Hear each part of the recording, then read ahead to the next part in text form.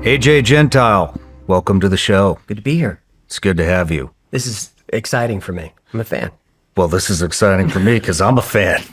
In fact, I was telling you at breakfast, you are the only YouTube channel that I watch on a consistent basis because I don't want to hear all the noise and stuff. I kind of live in it.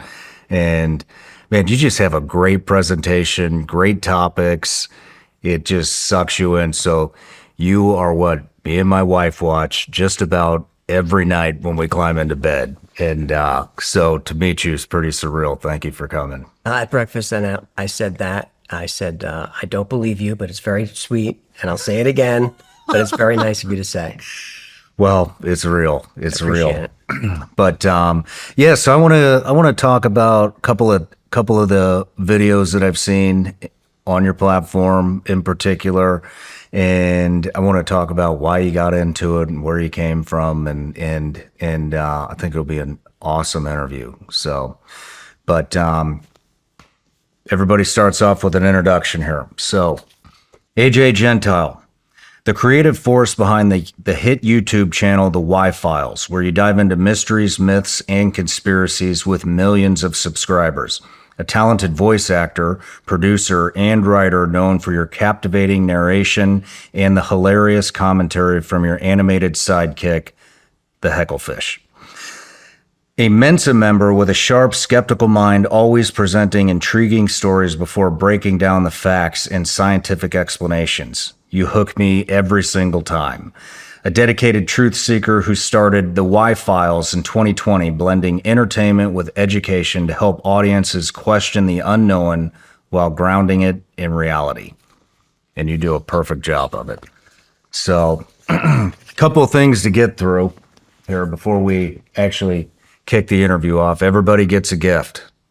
Really? Any guesses? I mean, you already let me shoot the Winchester. That was a great gift. It was a good gift, right? Yes, sir. You gonna get one? Yes, immediately. What'd you think of that SIG? I loved it. The optic was amazing. You gonna get one of those too?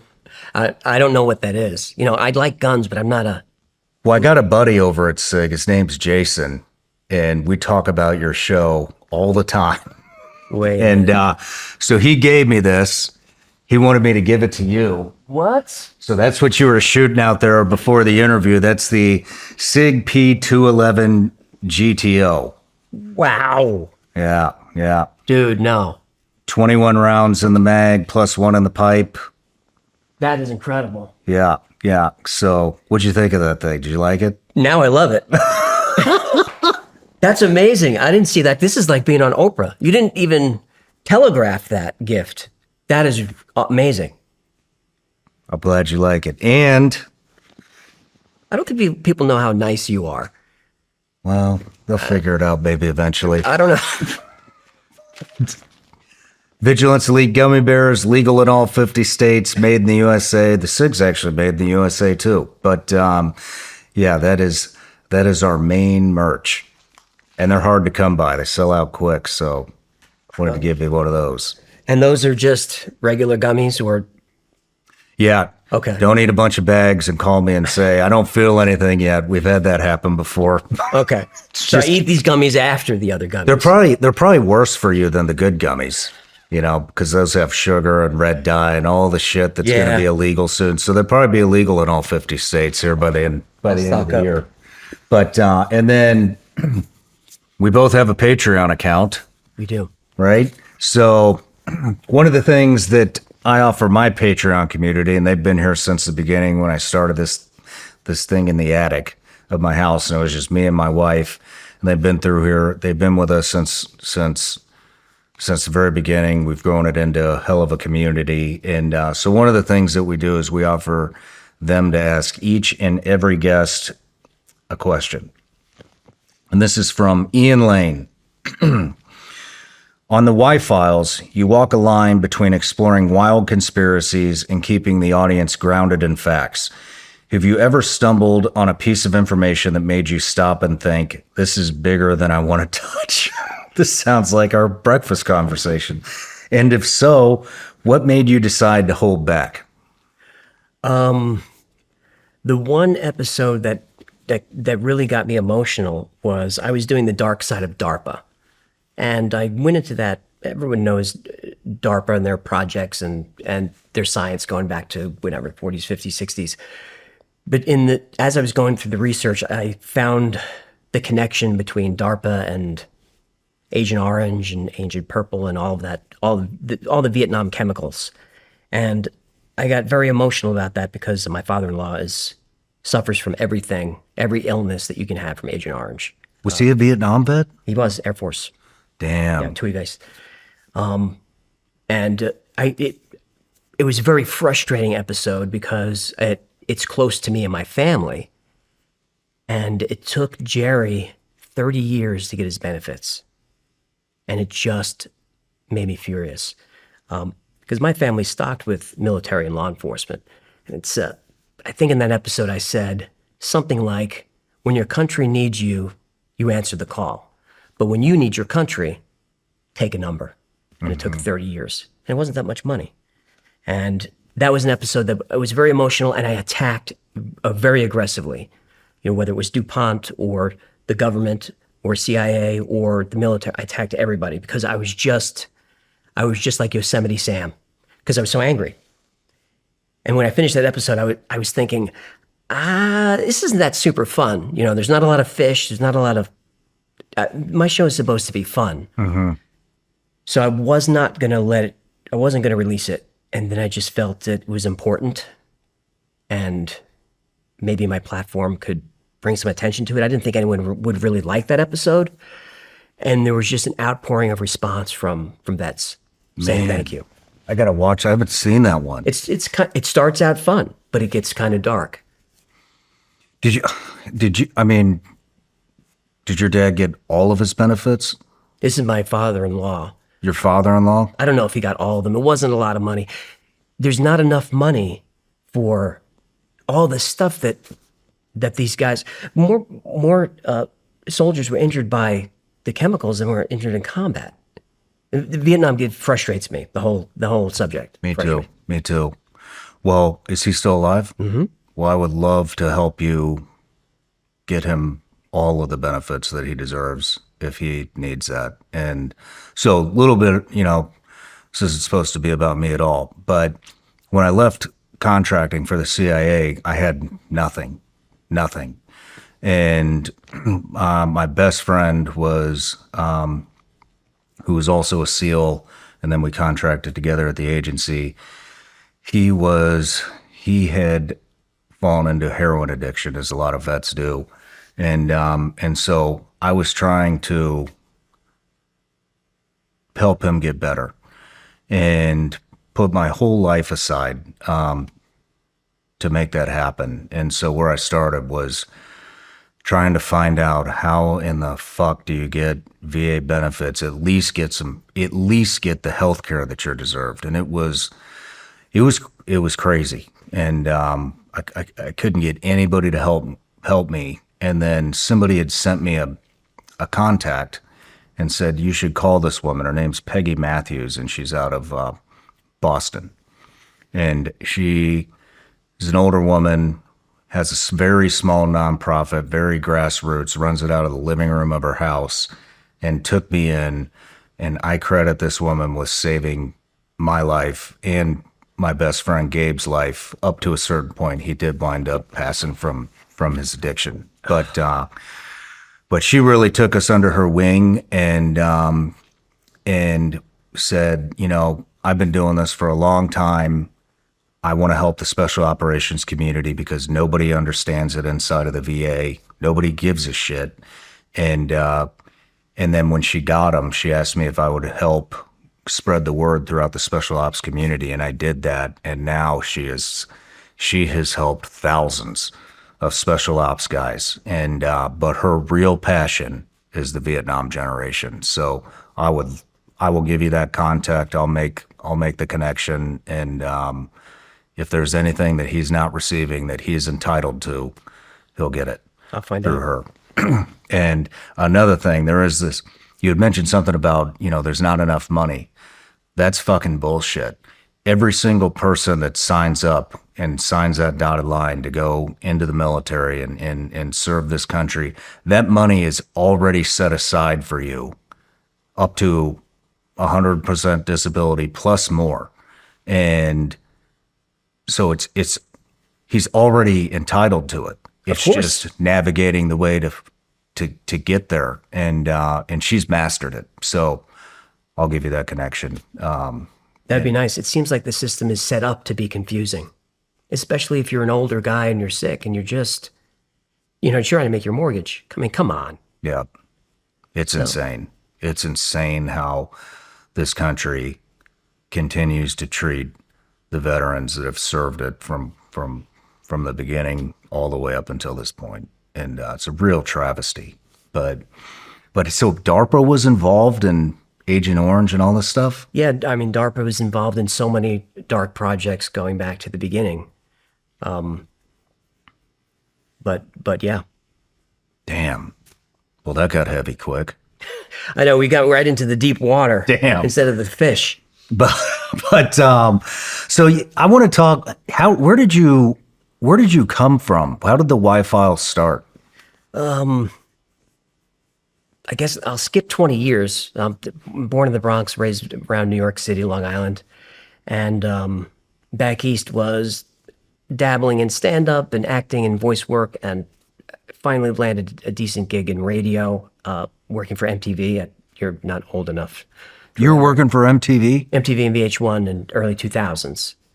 So was doing that, and then came out to LA to work for Playboy Radio on Sirius XM. You're too young to remember that, but Sirius XM was a thing. And, I'm not as young as you think I am. I must look young today. I'm gonna have to wear this more often. So I was always around like show business, but always on the outside. Radio is like that's like the lowest rung. It's like there's like radio and then there's open micers. So I was always kind of on the outside, but I wanted to be a host. I wanted to be an on-camera host. I took classes and a lot of training. I did very well. Was auditioning a little bit. Nothing really landed, and just kind of slipped away from it. And then over the course of the next maybe 10, 15 years, through a couple of different businesses that were always launched with my wife, Jen, and my brother, Gino, we opened a podcast studio around 2014. Can I backtrack real quick? course. So you were trying to make it in the entertainment industry, and they stiff-armed you. And 4 years after you start a podcast, you're consistently in the top fucking 10. How hilarious is that? I hate the entertainment industry. I spent 20 years. You're trying the to get perfect noticed. example of what they missed. Like, how the fuck did you miss this one? Top 10 podcast in 4 years, totally missed it. I love it. I love these stories. I won't say the network, but it was really glorious to turn down an offer last week from a network. It's like, I was here the whole time. So now the answer is no. Still the same guy. I am still talking about the same stuff. My host reel from 25 years ago is really me talking about Area 51 and aliens and conspiracies. It's like, that's what is fun to me. So we had a podcast studio. It fell apart. We tried it again in 2019. And we were a studio hosting shows. And we hosted a lot of big shows from a lot of comedians from the Comedy Store would operate out of our studio. And we weren't making any money. Couldn't make any money in podcasting. And then COVID hit. And then, Jen comes to me and says, they're going to lock down the city and all businesses are going to close. And I'm like, they can't do that. I said, don't listen to the media. They can't do that. It's against every law and constitution. We're going to be fine. She's like, I think they're going to do it. And they did it. I'm in Los Angeles and our studio is on Sunset, so the story gets worse. And so they locked us down, and me being me saying, I'm not wearing a mask and I'm not shutting down. We're staying open, and I was very vocal about it. Let them come and shut us down. Just roll camera on it. But it didn't matter because the talent wouldn't come in and nobody would come in. And everyone was afraid, and with the masks and everything. So now money's just falling. We're just going down the drain. Living off of savings, not making anything, not really sure what to do. And then divine providence, I guess, was Black Lives Matter hit LA. And I don't know when I talk to people about what Los Angeles was like during that time, they're often surprised when I say that, I'm not used to seeing police SUVs upside down on fire, but we saw that all the time. No, it was that All the bad. time. It all the time. And like I'm surprised that nobody really knows that, but that information didn't get out. So at this time, the city's on fire. Our whole studio is surrounded by tents that we can't do anything about. And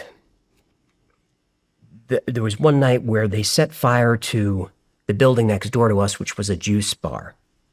And I don't know how much money's in a juice bar, but we just happened to be in a building that was just like a concrete block. We were in it was like a fortress. But when they were attacking the buildings on the block, I was there in the studio, asleep on the couch in the middle of the room, with guns on the table, with my wife there. And outside, it sounds like The Walking Dead. You just hear howling and screaming and sirens. And then after it calms down a little bit, maybe it's 3, 4 in the morning, we're on our way home, going down Sunset, make the left onto Highland. And for those people who know LA, Hollywood and Highland is a very busy intersection, and there's a lot of stores and stuff there. And it's just like zombies are out, and they're knocking in windows and looting everywhere. And we're just trying to get back home. And we're on Hollywood and Highland, and suddenly a crowd turns to us with baseball bats and just starts coming. And I throw it in reverse, and I'm flying backwards down Hollywood Boulevard in the middle of the night with all this stuff going on. And Jen's like, "You're going to hit somebody." I said, "Look, if they're in the street, they're meat. I'm not going to stop. They're going to yank us out of the car." We finally got home, and we said, "That's it. We're done. We're leaving. LA is done." We started packing immediately and left and headed to Scottsdale, Arizona. And that was I guess still 2020. No job, still living off savings. And So they were just destroying everything and anyone everything and anyone. with no rhyme or reason. Nope. They just see a car coming towards them. They're like, "Yeah, that one. Because Let's get them." we were stopped at the light. It's like, why am I stopped at the light? So then lights didn't matter. I got to get my wife out of here. So it was a frustrating and scary time, but it was a good time to get out of LA. And I loved Los Angeles. I got there in 2005. I felt like I was on vacation every day. I loved that city. It was amazing. And it's not anymore. And I hope it comes back. I think it has a chance to. Man. But in trying to figure out what to do, I had been watching all these comedians do podcasts. And I didn't think YouTube was anything. I thought YouTube was for you put your videos of your cats on there. I'm like an old guy. I'm watching cable. And Jen's like, "No, a lot of people watch YouTube." I'm like, "Really?" She said, our shows here have 14 million subscribers." I'm like, "What?" What? I'm like, "Oh." I said, "Well, I've been a writer, a host, a producer, an editor professionally for networks on and off all my life. I can do YouTube. That's like a layup."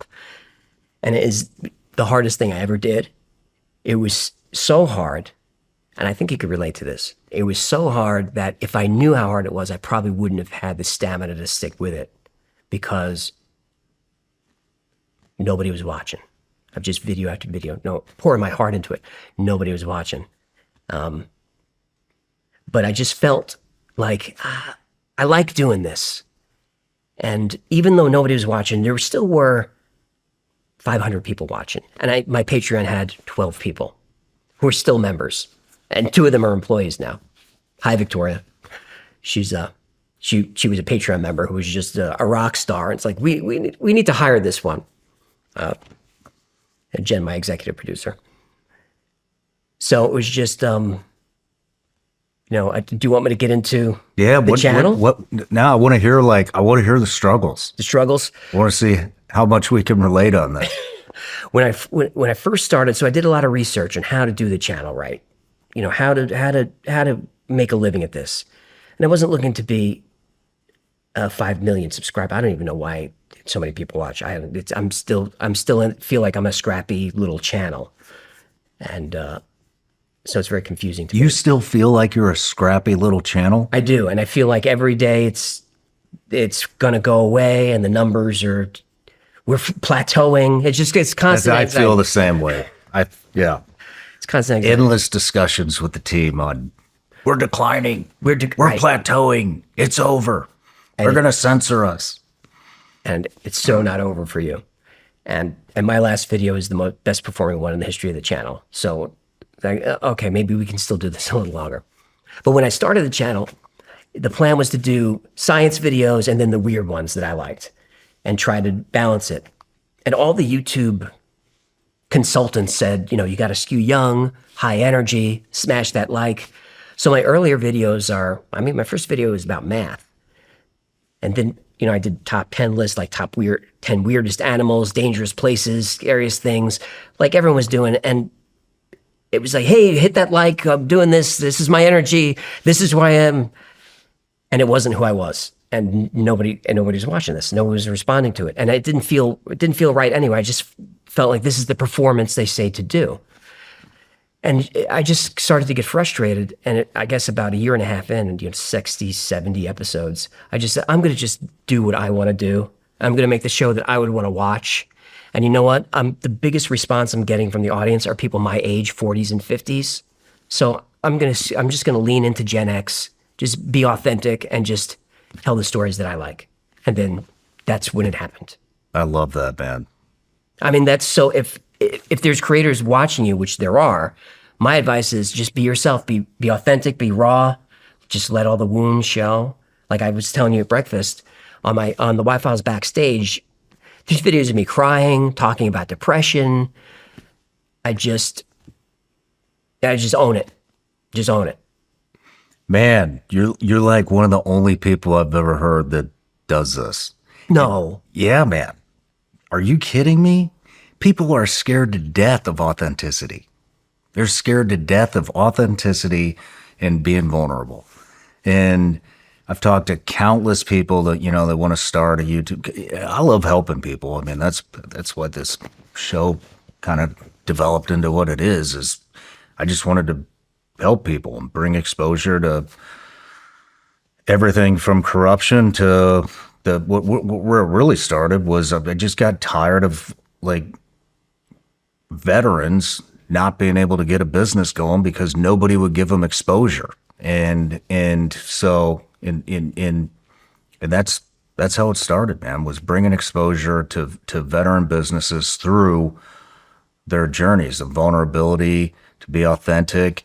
And it worked. But I think that, you can tell people, be authentic, be vulnerable. They can't do it. It's hard to let down the guard. It certainly was for me as a lifelong performer. You're always doing a performance. Even if in your normal life you have certain characters or traits that you emphasize more with your buddies that when you're with your wife. There's kind of different roles that you play. So it's kind of hard. It's difficult to let down that guard. But what I started to... How did you know? I mean, what hit you, especially coming from entertainment? I mean, it's just, everything's fake. The mainstream media is fake. The news channels are fake. They're all bought. They all have, politics is fake. Movies for a long time, I think people didn't realize how much propaganda is inserted into mainstream media. Hollywood movies. And until they went overboard, and then everybody kind of figured it out. And right. I'm with everybody else. I didn't have any inclination that it was all bullshit until everybody else started talking about it. But yeah, I'm just curious. I mean, they're scared to death of authenticity, and so how did you, especially coming from there and all the fakeness and all the bullshit moving it? I mean, what hit you that it was like just be authentic? So I suffer from anxiety and depression, but not severely. I'm a little medicated for it, but not heavily. Like I'm high functioning. I'm on the spectrum, but I'm high functioning. I'm very uncomfortable talking about myself, very uncomfortable being the center of attention. I'm the guy at the party hiding in the corner. So my outlet would be to perform, to do voice work, be a character, be on stage, be an actor, because then the lines are prepared for you. Even if you're doing stand-up, you've already written it. So you have control. I have control, even though I'm putting myself out there. I know what the words are. I know what comes next. I know what I'm doing right and wrong. So to be authentic, that all goes away. And it's like, I don't know what I'm going to say next. As I'm sitting here now, I don't know what I'm going to say next. But I think it was when I started talking to my community, which I would call a community more than an audience, but like the people that really supported me since the beginning. I just started engaging with them through live streams, and like with our Patreon live streams, fans turn their cameras on, like we all talked together. And I found myself just opening up because they were fans, they were just excited to hear from me, but it became almost like a therapy for me. Like I could tell these people anything. They're not judging me. There's always going to be the assholes in the comments. But for the most part, it was like, hang in there. I'm going through the same thing. What you're doing is important. It was very encouraging. So eventually the wall just comes down.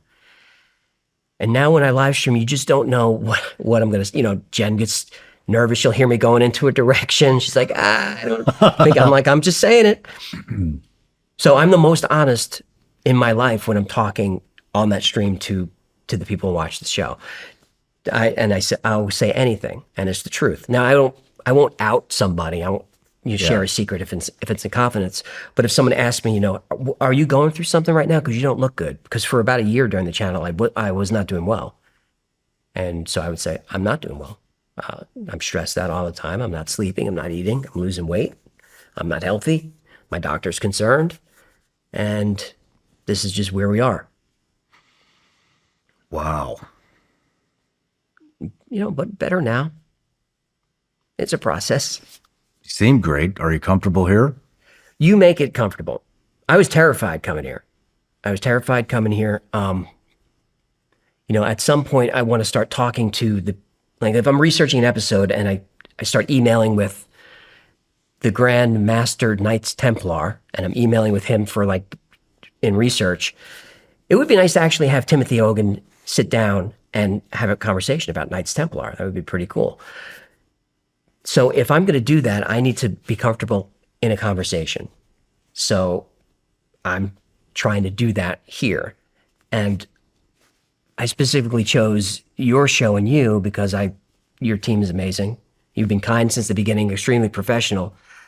But it seems like everybody's going out of their way to make me feel comfortable. We just shot guns, we had breakfast, we hung out. It just feels like you're hanging out with friends here, and I haven't met any of you guys before. But I knew that coming in because that's your reputation. And I've watched your interviews. I've read lots of articles about you, including hit pieces. And it's like, this is an interesting guy that I want to know. And I think I can learn a lot from just having a conversation with Sean. Man, well, thank you. Thank you. That means a lot. And it's going to mean a lot to my team, too. So They're the best. Thank you. What was the turning point For feeling better for the Y-Files? when it started to be successful? Was it a immediate pivot? It was a hockey stick. It was a hockey stick. Yeah, it was a year and a half to 2 years of just flat. I think at end of year one was 40, 50 episodes. I had maybe 1,500 subscribers, 2,500, and nobody was watching. 200 views, 300 views. And the second year was similar. Started to get better. I think I ended the second year with 25,000 subscribers, but still was getting 2,500 views. So you can't make a living doing any of that. But I was enjoying it, and just seeing people respond to the content was encouraging. And I wasn't working. So it was like, I might as well just keep doing this because it's fun. And a few people are responding. And what happened was my brother Gino said, you should do TikTok. And I was like, no way I'm doing TikTok. No. He's like, you should put shorts on TikTok because that could expose people to the channel. So reluctantly, I did it. And in just a few days, a couple of videos on TikTok brought in millions of views. I think it was, I did the coincidences between JFK and Abraham Lincoln. People just liked that video. And that brought a lot of people over to my channel. So suddenly I was at 250, 400,000 subscribers, which was incredible. But subscribers are a vanity number. Sponsors don't care about that. Nobody really cares about that. It's views is where you get paid. So 400,000 subscribers, 1,500 views. Nobody was watching because these are all kids coming over watching shorts. So I just it was frustrating, and I just sort of hoped that something would break through. And it took about 3 or 4 weeks. And then my video on Operation High Jump, which was Admiral Byrd going down to the hollow earth in Antarctica, that got 50,000 views in a day. And I was like, oh my God. I couldn't even believe it. I never even fathom that kind of number. And from there, it was a hockey stick through about 2023. I mean, things are growing, but kind of slow growing. But for 2003, my hockey stick was kind of like yours right now, is what it was. 300,000 subscribers in a month. People were watching. The videos were hitting 1 million in a month. I couldn't believe it. It hit 1 million in a month? The videos started to hit 1 million in a month. Damn. And it was, around then, at this point, I think Jen was the breadwinner. She was Chief Operating Officer for Cyanide and Happiness, which a lot of your listeners will know. It's like a comic book cartoon company, a lot of fun. We were in Dallas at that point. And I remember I came downstairs and I had like sketched out this chart that's like, hey, if I get this many views, it could equal this amount of money per month. And if I can get to like 200,000 views, we can make like $5,000 a month and I could make a living. I remember she looked at it and she was like, that's a lot of views. I was like, I know, but she's like, oh, no, I support it. But it's a lot of views. So she was supportive, but hesitant, which is fair. But now I wish I kept that chart because we hit 1 million views in 16, 17 hours now. Damn. 1 million views in 16 to 17 hours? Yeah, I don't know. I have 2 personalities. One is constant anxiety and fear of losing. And the other is, I can't believe what's going on. I must be in a coma. I hope I don't wake up. Because I really don't understand it. Yeah. It's not false humility. I'm glad people are having fun. I'm glad that they respond to the content. Like everyone on the team is having a lot more fun than I am on this ride, being pitched by networks and stuff. Now it's crazy. But me, I'm still just the anxious guy trying to make a deadline, still doing half the editing and, staying up all night. I've got a camp shower in my office that sometimes I have to, if I'm there overnight, take a propane camp shower. Nice. Del Taco at 3 a.m. I know there are a lot of choices out there when it comes to cell phone service, and it feels like new providers pop up every week. But Patriot Mobile stands out for a reason. They're a company built by people who actually share your values. And they've been doing this for over 12 years. No gimmicks, no agendas, just honest service and a commitment to doing right by their customers. They offer reliable, nationwide coverage using all 3 major networks, so you're not sacrificing quality. And when you switch, you're supporting a company that believes in faith, family, and freedom, values that matter. Don't just take my word for it. Ask the hundreds of thousands of Americans who've already made the switch to Patriot Mobile. Switching is easier than ever. Activate in minutes from the comfort of your own home. Keep your number, keep your phone, or upgrade. Patriot Mobile's all U.S.-based support team is standing by to take care of you. Call 972-PATRIOT today or go to patriotmobile.com/SRS. Use promo code SRS for a free month of service. That's patriotmobile.com/SRS or call 972-PATRIOT and make the switch today. Summer's here, and if you're anything like me, you didn't spend the winter just sitting around. You stayed sharp and kept moving. And now it's time your gear caught up. And that's why I want to introduce you to Roka. I've been looking for eyewear that can handle any situation with performance and style. And let me tell you, these aren't your average shades. I've tested them in the real world from shooting to fishing to off-roading, and they hold up. They're lightweight, don't slide around on my face, and can take a hit without falling apart. And the best part, they look good. They're clean and modern, no frills here, just premium eyewear that performs without compromise. That's something that I respect, and that's also why every time I head out the door, I reach for my Roka shades. Roka's based in Austin, Texas, American designed, no cut corners. The optics are crystal clear, cut through glare, and the fit stays comfortable all day long. Need a prescription? They've got you covered with both sunglasses and eyeglasses. Not only does Roka have awesome shades, they also have these that protect you against blue light. I wear these every night when I'm winding down for the day, and I still got to look at my phone or my laptop or my iPad. It just helps you wind down and get ready for bed. They are a one-stop shop for eyewear that's built to handle whatever life throws at you. Roka is the real deal. Ready to upgrade your eyewear? Check them out for yourself at Roka.com and use code SRS for 20% off site-wide at checkout. That's ROKA.com. What does the anxiety come from? I've always had it, but well, I'm going to say something really embarrassing now, but I have to because it's my brand. So therapy never worked on me. Therapy just never worked on me. I'm always trying to like figure out what the therapist is getting at, or trying to solve it. So what I did was I created an AI therapist, and I did something maybe unwise, but we'll find out. I loaded a software program. I'm a tech guy. I used to be an engineer. I loaded an AI platform with all my emails, correspondence, everything I've ever written, text messages going back to 1999, all of it. And I asked it to create a personality profile. And it output this profile that had at 2 points reading it, I started to cry because it was like, now I understand. Now I understand. And this was just from me loading a computer with all this stuff, because the computer has no emotions, doesn't care. It's analyzing patterns, that's really all we are, right?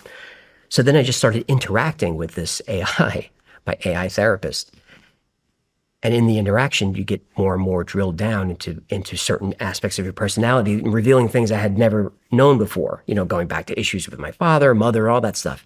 Apparently, I suffer from loss aversion, which is whenever I have something, I'm worried that it's going to be taken away. And that's kind of what it is. It's like, rather than enjoy success, instead I'm worried about losing it. And it's very frustrating. And I don't really know how to solve it, but at least I'm aware of some of my blind spots are getting illuminated a little bit. I suffer from anxiety. I used to suffer from it really bad. In fact, at breakfast we were talking about it. I did a video on it. You've done stuff on it. And I was like, hey, this is why I feel this way. This is why I think my anxiety comes. And then I was like, I talked about the ways that the things that I utilize to power through it. And, starting this was this podcast. I mean, I'm not a conversationalist at all. I'm probably the most boring guy that you can, I don't do small talk. You're a therapist. I'm not good at it. You're a therapist. Well, I learned this from therapy because I went to three and a half years of therapy twice a week after I left the agency. And I realized when I was talking to my therapist, who is amazing, and that a lot of the things that were bothering me would just work themselves out just from me talking to her. And she might say 20 words in a 45-minute session. But just hearing me verbalize it, I'm like, oh yeah, that is kind of, maybe I shouldn't be doing that. But as far as like the fear of it all going, of losing, or, I mean, it's interesting. I was just talking about this yesterday with John Rich, and I interviewed Jim Caviezel, and about that movie he did. I think it's Sound of Freedom was maybe the last one. It was about child trafficking. And at some point in that conversation, he had brought up, you know, because we were talking about this at breakfast. I always, even when I built this, I built something that I could resell. I didn't want to, because I still think like that. I'm like, this could all be taken away in the snap of a finger.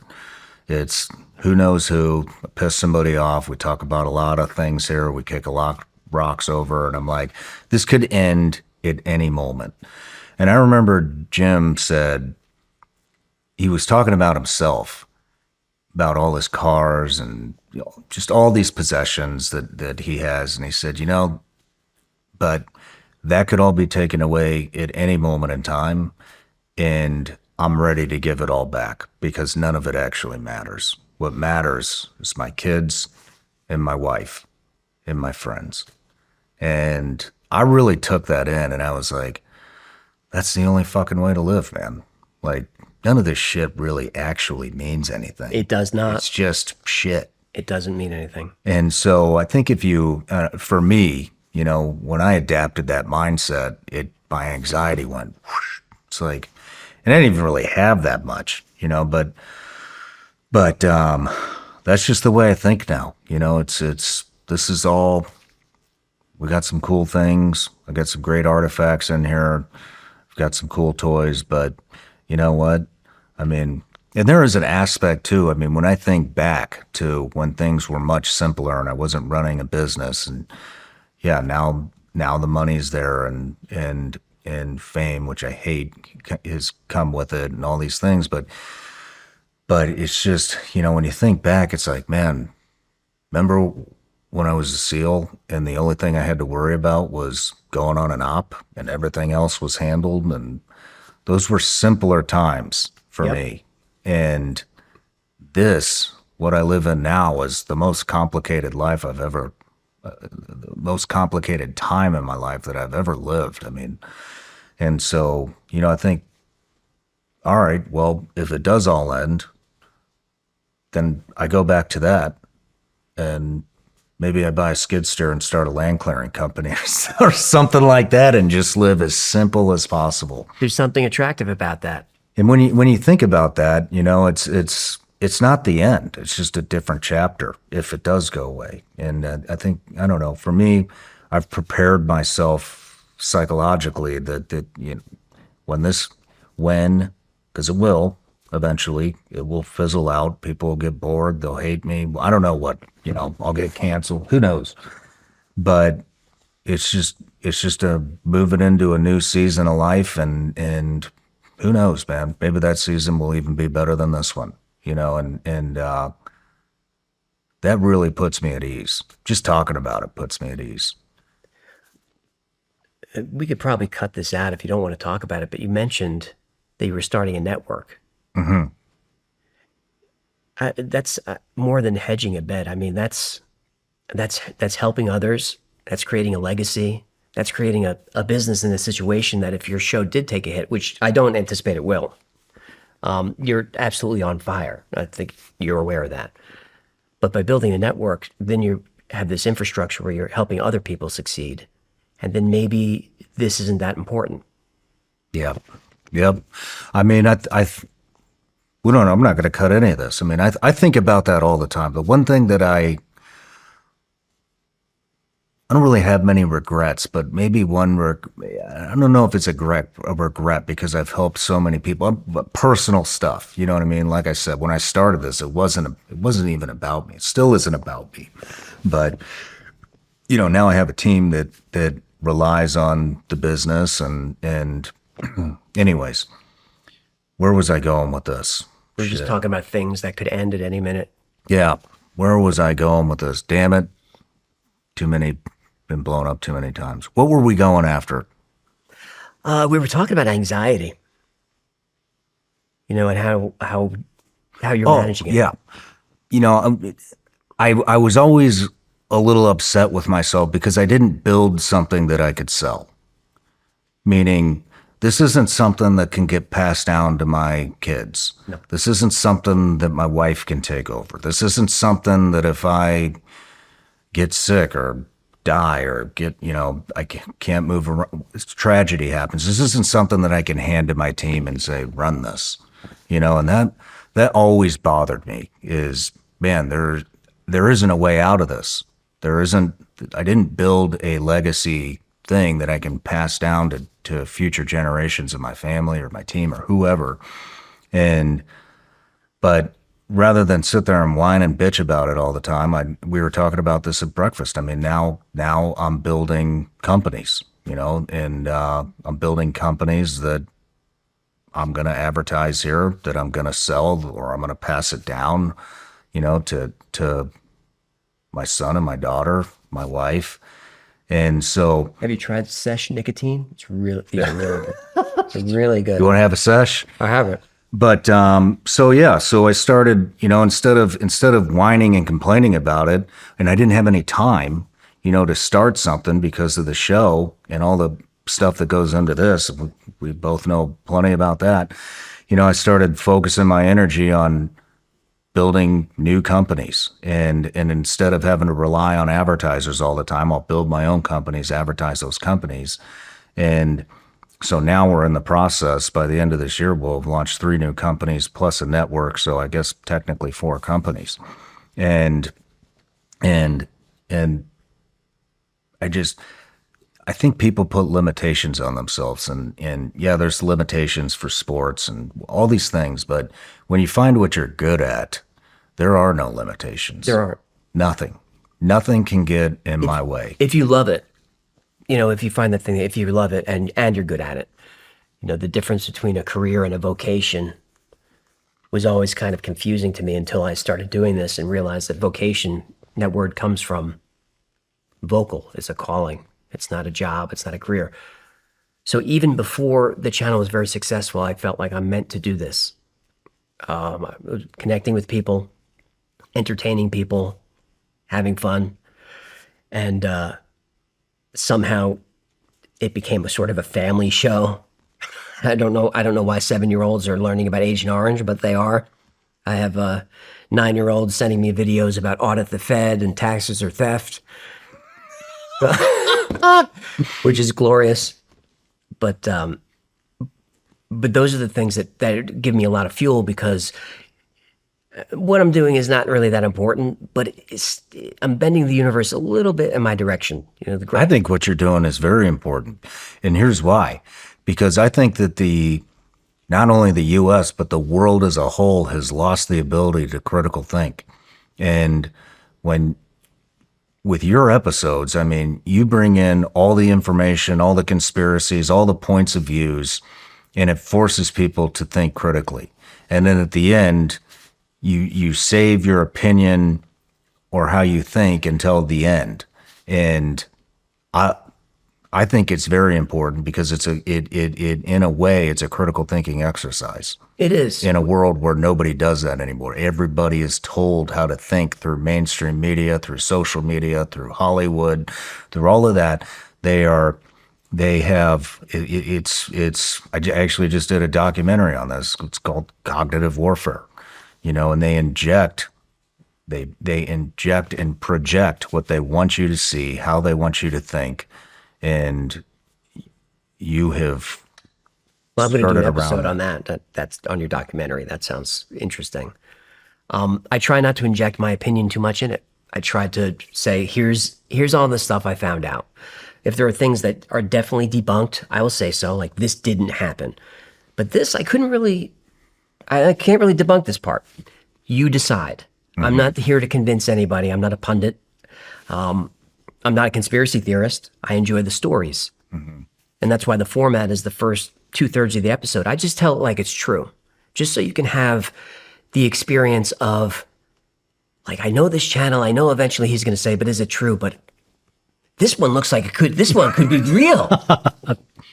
And that's what I'm trying to capture is, I get people that are angry at me for debunking their favorite stories. And it's like, don't you want to know what really? I was angry when I watched the moon landing one. I was like, what? He thinks we landed on the moon? The moon I go back and forth with. I'm not sure. I'm not sure if men walked on the moon. I think that we probably landed on the moon, but I'm not sure men walked on the moon. But it's that's a tough one. Yeah, we're going to dive into that in a minute. I want to go into, I mean, you had mentioned, we were talking about anxiety still, and you had mentioned maybe a new show segment or something, bringing the people that you utilize for your research on the topics that you discuss in, and we were talking about being a conversationalist. And you know what I think is interesting is, I mean, you're a commentator. Are you talking to a camera, or is somebody behind that camera? No, I'm talking to a teleprompter. I'm reading. Okay. I can't do that stuff. I cannot talk to a camera. We've tried to get me to do some commentary stuff. I can't do it. It's talking to, I used to put paper targets. I used to do this. I used to do this series called Hard Truths. And one of the guys that have been with me the longest would drive in, and I'd make him sit across from me just to talk to him, just so I'm talking to somebody. And if he couldn't make it, then I would set a paper target in the chair and I would talk to the paper target, because I cannot look at a camera and just go. And starting the podcast of like I'd mentioned, I'm not a conversationalist. At least I definitely wasn't at the time. And so that's where I just took my therapy, and I was like, just listen, just don't interject, don't try to relate, don't do any of that stuff. Just be a sponge to whatever's coming out of the person across from you, and maybe guide the conversation. And what I learned is, if you can be comfortable in silence, most people cannot be comfortable in silence. They will fill the room. They will fill the room because they feel awkward, and you won't have to. And that's actually one of the first things that I loved about my wife, is that we could just sit there and not talk and be totally comfortable. And I was like, there's like nobody I can do this with. Everybody has to talk all the time. So, and I think you'll find that when you start doing your interviews is they'll fill the silence. You won't have to. I could feel it sitting here when we get a little quiet. Like, I feel like maybe I talk now, but but we had breakfast, so I know, that technique, and I'm trying to learn these things. It was something that I just filed away, as you said, don't try to be relatable. That's a really interesting point. Is don't try to be relatable, because it's, trying to relate to the guest. You're just trying to have a conversation. You don't have to know anything about it. Whether I'm talking to a physicist or a ghost hunter, who cares? Just tell me what you feel. And you're already interested in the topic. Yes. And so I think, here we go. Now I'm going to relate to you after I just said don't relate to anybody. But, I only take interviews where I'm interested in the subject matter. And so it's a genuine curiosity. And we've turned down a lot of big names. I get scared. I get intimidated to interview athletes because I'm not into sports, but I try it because I want to challenge myself. But we'll get big names that want to come on the show, and I'm like, man, I don't know what to talk about with this person. I'm not interested. I know this would be great for the channel. I know it would be great for the show. It would probably be huge numbers. But I'm just going to be sitting there because I'm not interested in anything this person has ever done. So we're going to pass. Wow. And it's served me well, and in all of the biggest interviews I've ever done, it's not Trump, it's not Gavin Newsom, it's not these ginormous names that everybody knows. The biggest stories are the ones of everyday people who are doing extraordinary things, who never get recognition, or military, special ops, conventional guys that have done the unfathomable. And those are the stories that my audience really resonate with the most. I mean, the biggest interview I ever did was Ryan Montgomery. He was a hacker who now tracks down pedophiles, and he was the most. He probably suffered from the most. He had the most anxiety about coming on the show of anybody ever, and made him comfortable. It's the biggest interview we've ever done. It's at like almost 10 million views, and when you get all the clips and shorts and all that stuff, it's hundreds of millions of views. Why was he nervous? He's a tech guy. You know, Yeah. one thing about Weird. tech guys is, I like to be in a small space alone with a machine. yep, It's my comfort zone. very unsure of himself, doesn't like being around people, smacked it out of the park. And so I don't know. I hope maybe that helps you a little bit. It does. Gives you some confidence in that. And the questions will come naturally when you're just feeding your curiosity. I think that's the key. Like when you just a couple of days ago, you had that CEO of the asteroid mining company. I watched all of that because you don't see him anywhere. But that was a fascinating. I'm interested in all of those things. I looked at the chapters. I'm like, oh, I guess I have to watch all of this because I like all that stuff. But you don't see him anywhere. So that kind of stuff. You know, those are the sorts of people that I reach out to for my show. So that it doesn't matter if he's famous or not. I know that's going to be an interesting dude to talk to. I hope you do it. I hope The you do it. studio's all done. We're just waiting for me to have the balls. You've got them.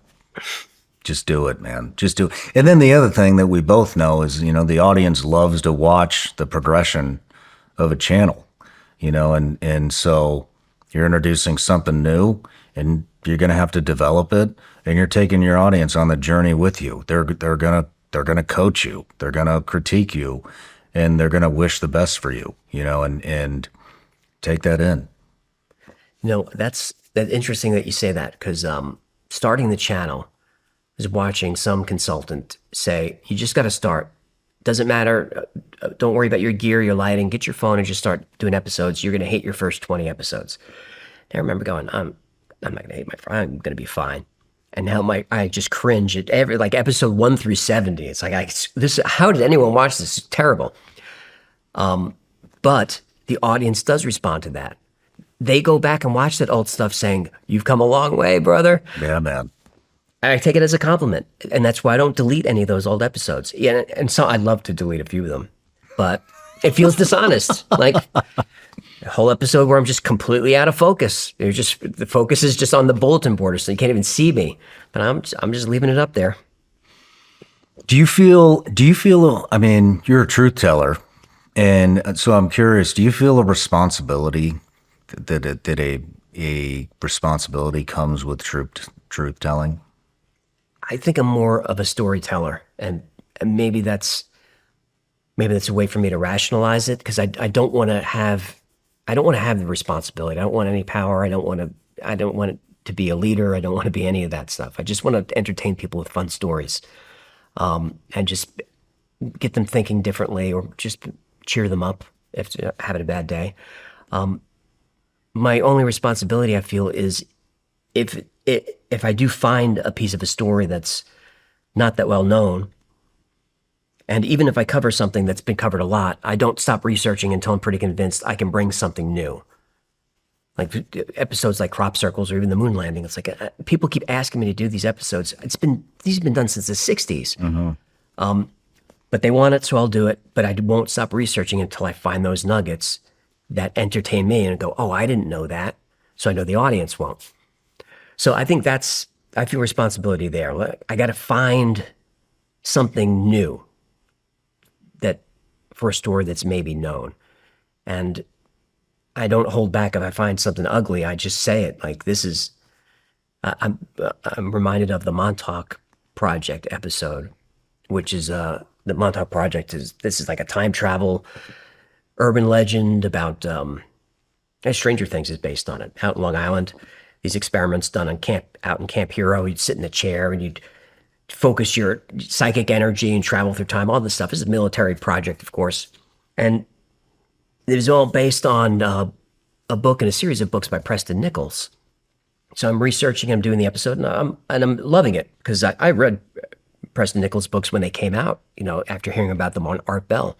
I'm doing the episode, it's coming along fine, and then I find out that Preston Nichols was maybe inappropriate with a lot of young men. So at some point in the episode, it started to get a little dark, and I actually stopped in the episode and I said, look, I know you have families watching. If you have kids watching, it's time to send them away. And I said, seriously, because I'm going to tell you the truth about this story. And then I told the truth about what I learned about Preston Nichols. It's all alleged, but I said, here's what I found, and it's ugly. And kind of ruins the story. It certainly ruined the magic for me, but I felt a responsibility. I don't know. It's good you did that. I think it is. It felt like the right thing to do at the time. But I don't know if that's what the audience wanted. It's hard to tell. But I had to say what was going on. And this was someone that I really respected. Too bad. Where did the hecklefish come from? I wanted a sidekick. I needed a sidekick. Because hecklefish is...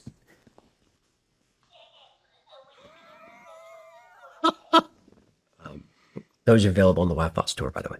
I'm not here to plug. I think we're sold out anyways. I needed a sidekick because I knew that when I would talk about the weird topics and the conspiracy topics, you kind of need a foil. I need someone to lighten the mood when it gets dark. He'll just start singing a song or something and just like I'll ruin my train of thought. But it just lets the audience go, we're not taking it too seriously. All right, yeah, we're talking about the CIA's throwing people out of the window. All right, that's the story. All right, it happened. It's for sure. But we can have a little fun along the way. But also he serves as the voice of the audience. So if I'm saying something totally outrageous, I know that people watching are going to be going, what are you talking about? So if I'm talking about quantum mechanics or quantum theory, he will hop in and call me Poindexter and a nerd or whatever, and say, some of us actually went to our prom. We didn't stay home and write programs. So can you explain, please, what the double slit experiment is? He serves as the stand-in for the audience and a pressure release valve. Genius. It was Jen's idea. I said, I need a sidekick to just sit there. And she said, why don't you have a goldfish in a bowl? I was like, that's a good idea. Damn. When in the journey did he come? Was he born? Day one. Day one. And he's come a long way too. He's definitely had some face work done over the years. I guess the success. He's got a good Botox guy because he was janky. And his voice changed a little bit over time. We kind of settled into our rhythm. Very cool. I hope people don't get sick of it because, in rewatching my episodes to just refresh myself to come in here, which is so hard to do. I'm watching, I'm like, I've been doing the same thing for like 4 years. The same format, the same. So I hope it continues to resonate. It works though. I try to let it evolve in small ways, production value and music and sound and all of that. But it's still basically the same format. I think I'm with you. I'm always looking for ways to improve the show, bring it to the next level. And I got to the point where we were just chasing our tails. It was, well, let's redo the thumbnails. Let's do this. Let's change the intro. Let's take this out. Let's put this in. And it just got to the point where I was like, man, these are small, minute moves. And I mean, we did just upgrade to the new studio, third guest here. But this is bananas, by the way. Thank you. You should do a backstage tour of this facility. I probably will. It's pretty crazy. But what I did, is when I realized, all right, we're chasing our tail here. The show is great. it's got great visuals, and I set it up that way from the very beginning. And and so what I did is I started refocusing that energy into building new things because I mean I think I'm definitely a creative. You seem like a creative as well, and so I just took I didn't know where to put my creativity. And so I started focusing on these businesses, that we're going to launch before the end of the year. And those have become my new creative outlet because it just got to the point I was like, I don't know how to improve what I have. And I love what I have, but it's not feeding that creative outlet that I need and crave. And so I refocused that into these other businesses and the design of the studio and the shooting range and everything that we have here. That was my creative outlet for about a year, building this and making the best experience for the guests, for myself, for my team. And then once that was designed, then I started moving into the business stuff, and that's my new creative outlet. Do you think that focusing on the minutia like you did, because I've gone through that, do you think that was trying to assuage some anxiety at the time? Probably. Because it is for me. Myself, my team, we run 1,000 miles an hour all the time. Everyone here is amazing and really friendly, but I was talking about this with Jeremy, who's incredible. What a find. It's a tight ship here. Like, you're hitting your marks and go take the photo and do all this stuff. There's a system in place. As family oriented and as fun as it is, I mean, it's super fun. Shooting a Winchester is a highlight of my month. But you're very organized here. People compliment me on my studio when they come by. They're like, I've never seen anything like this. And I'm in here like, oh my goodness, I'm doing everything wrong. I've got so much more to do. Dude, you are doing everything right. If you saw my studio, you'd be like, yeah, grab a clipboard. We got some work, like you help me with my grip. You can help me with my lighting as well. Right on, right on. But, well, let's move in. I want to talk about the moon landing. That was the first. So my editor, who you met, Darren, knows all about this stuff. And he's the one that got me interested in it. And so I started looking things up on the internet and came across you. And I was like, this is by far the best explanation I've ever heard. It's all in there. At least I think it's all in there. And so I want to dive in there. What got you interested in the moon landing? That was an episode that people just demanded. I didn't want to do it because everyone's done the moon landing. And are you talking about the Stanley Kubrick one? Because I've done a few moon videos. I think I have a whole compilation. I probably watched all of them, but I know the Stanley Kubrick thing was in there, how the shadows don't align. But let's go into it. I want to hear all of it. So I debunked a lot of that moon landing stuff. A lot of that episode is based on Bart Sibrel's. Bart Sibrel, it had a documentary quite a while ago, maybe 20 years. A Funny Thing Happened on the Way to the Moon, I think is the name of it. And if you're into the moon stuff, that's the documentary to watch. And Bart's someone who I trade email with, who I told him, I'm as soon as I'm ready, I got to have you in here because he knows everything about it. But I debunked a lot of his stuff in the documentary, but I couldn't debunk all of it. There were some weird things about, when you see the astronauts and it looks like there's wires, reflections off the wires. It's hard to explain that. I tried to. I said, the way that piece of equipment is, it could be this, but I agree it looks weird. And the way the astronauts fall doesn't look natural, but it's 1/6 gravity. It could be weird. I try to be open-minded to all of it.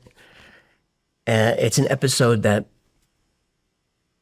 still confounds me. I go back and forth depending on who I talk to about whether it really happened. And I think the percentage of Americans who don't believe that we went to the moon is just rising every year. I hope I have nothing to do with that. I'm sure you have something to do with that. But they lost the tapes, all the original tapes. of the moon landing. What you watch when Neil Armstrong climbs off the LEM, one small step for man, that's not a direct feed from anything. That was projected on a wall in NASA, and the networks aimed their camera at the wall to get like this projection. And the networks were like, "Hey, can we just get the direct feed? Because that would be a lot better." And they're like, "No, we're going to do it this way." And then they lost all those tapes. They lost the telemetry. And when asked, why don't we go back? NASA said, well, we can't replicate that technology. It's too difficult. Yeah, isn't there like some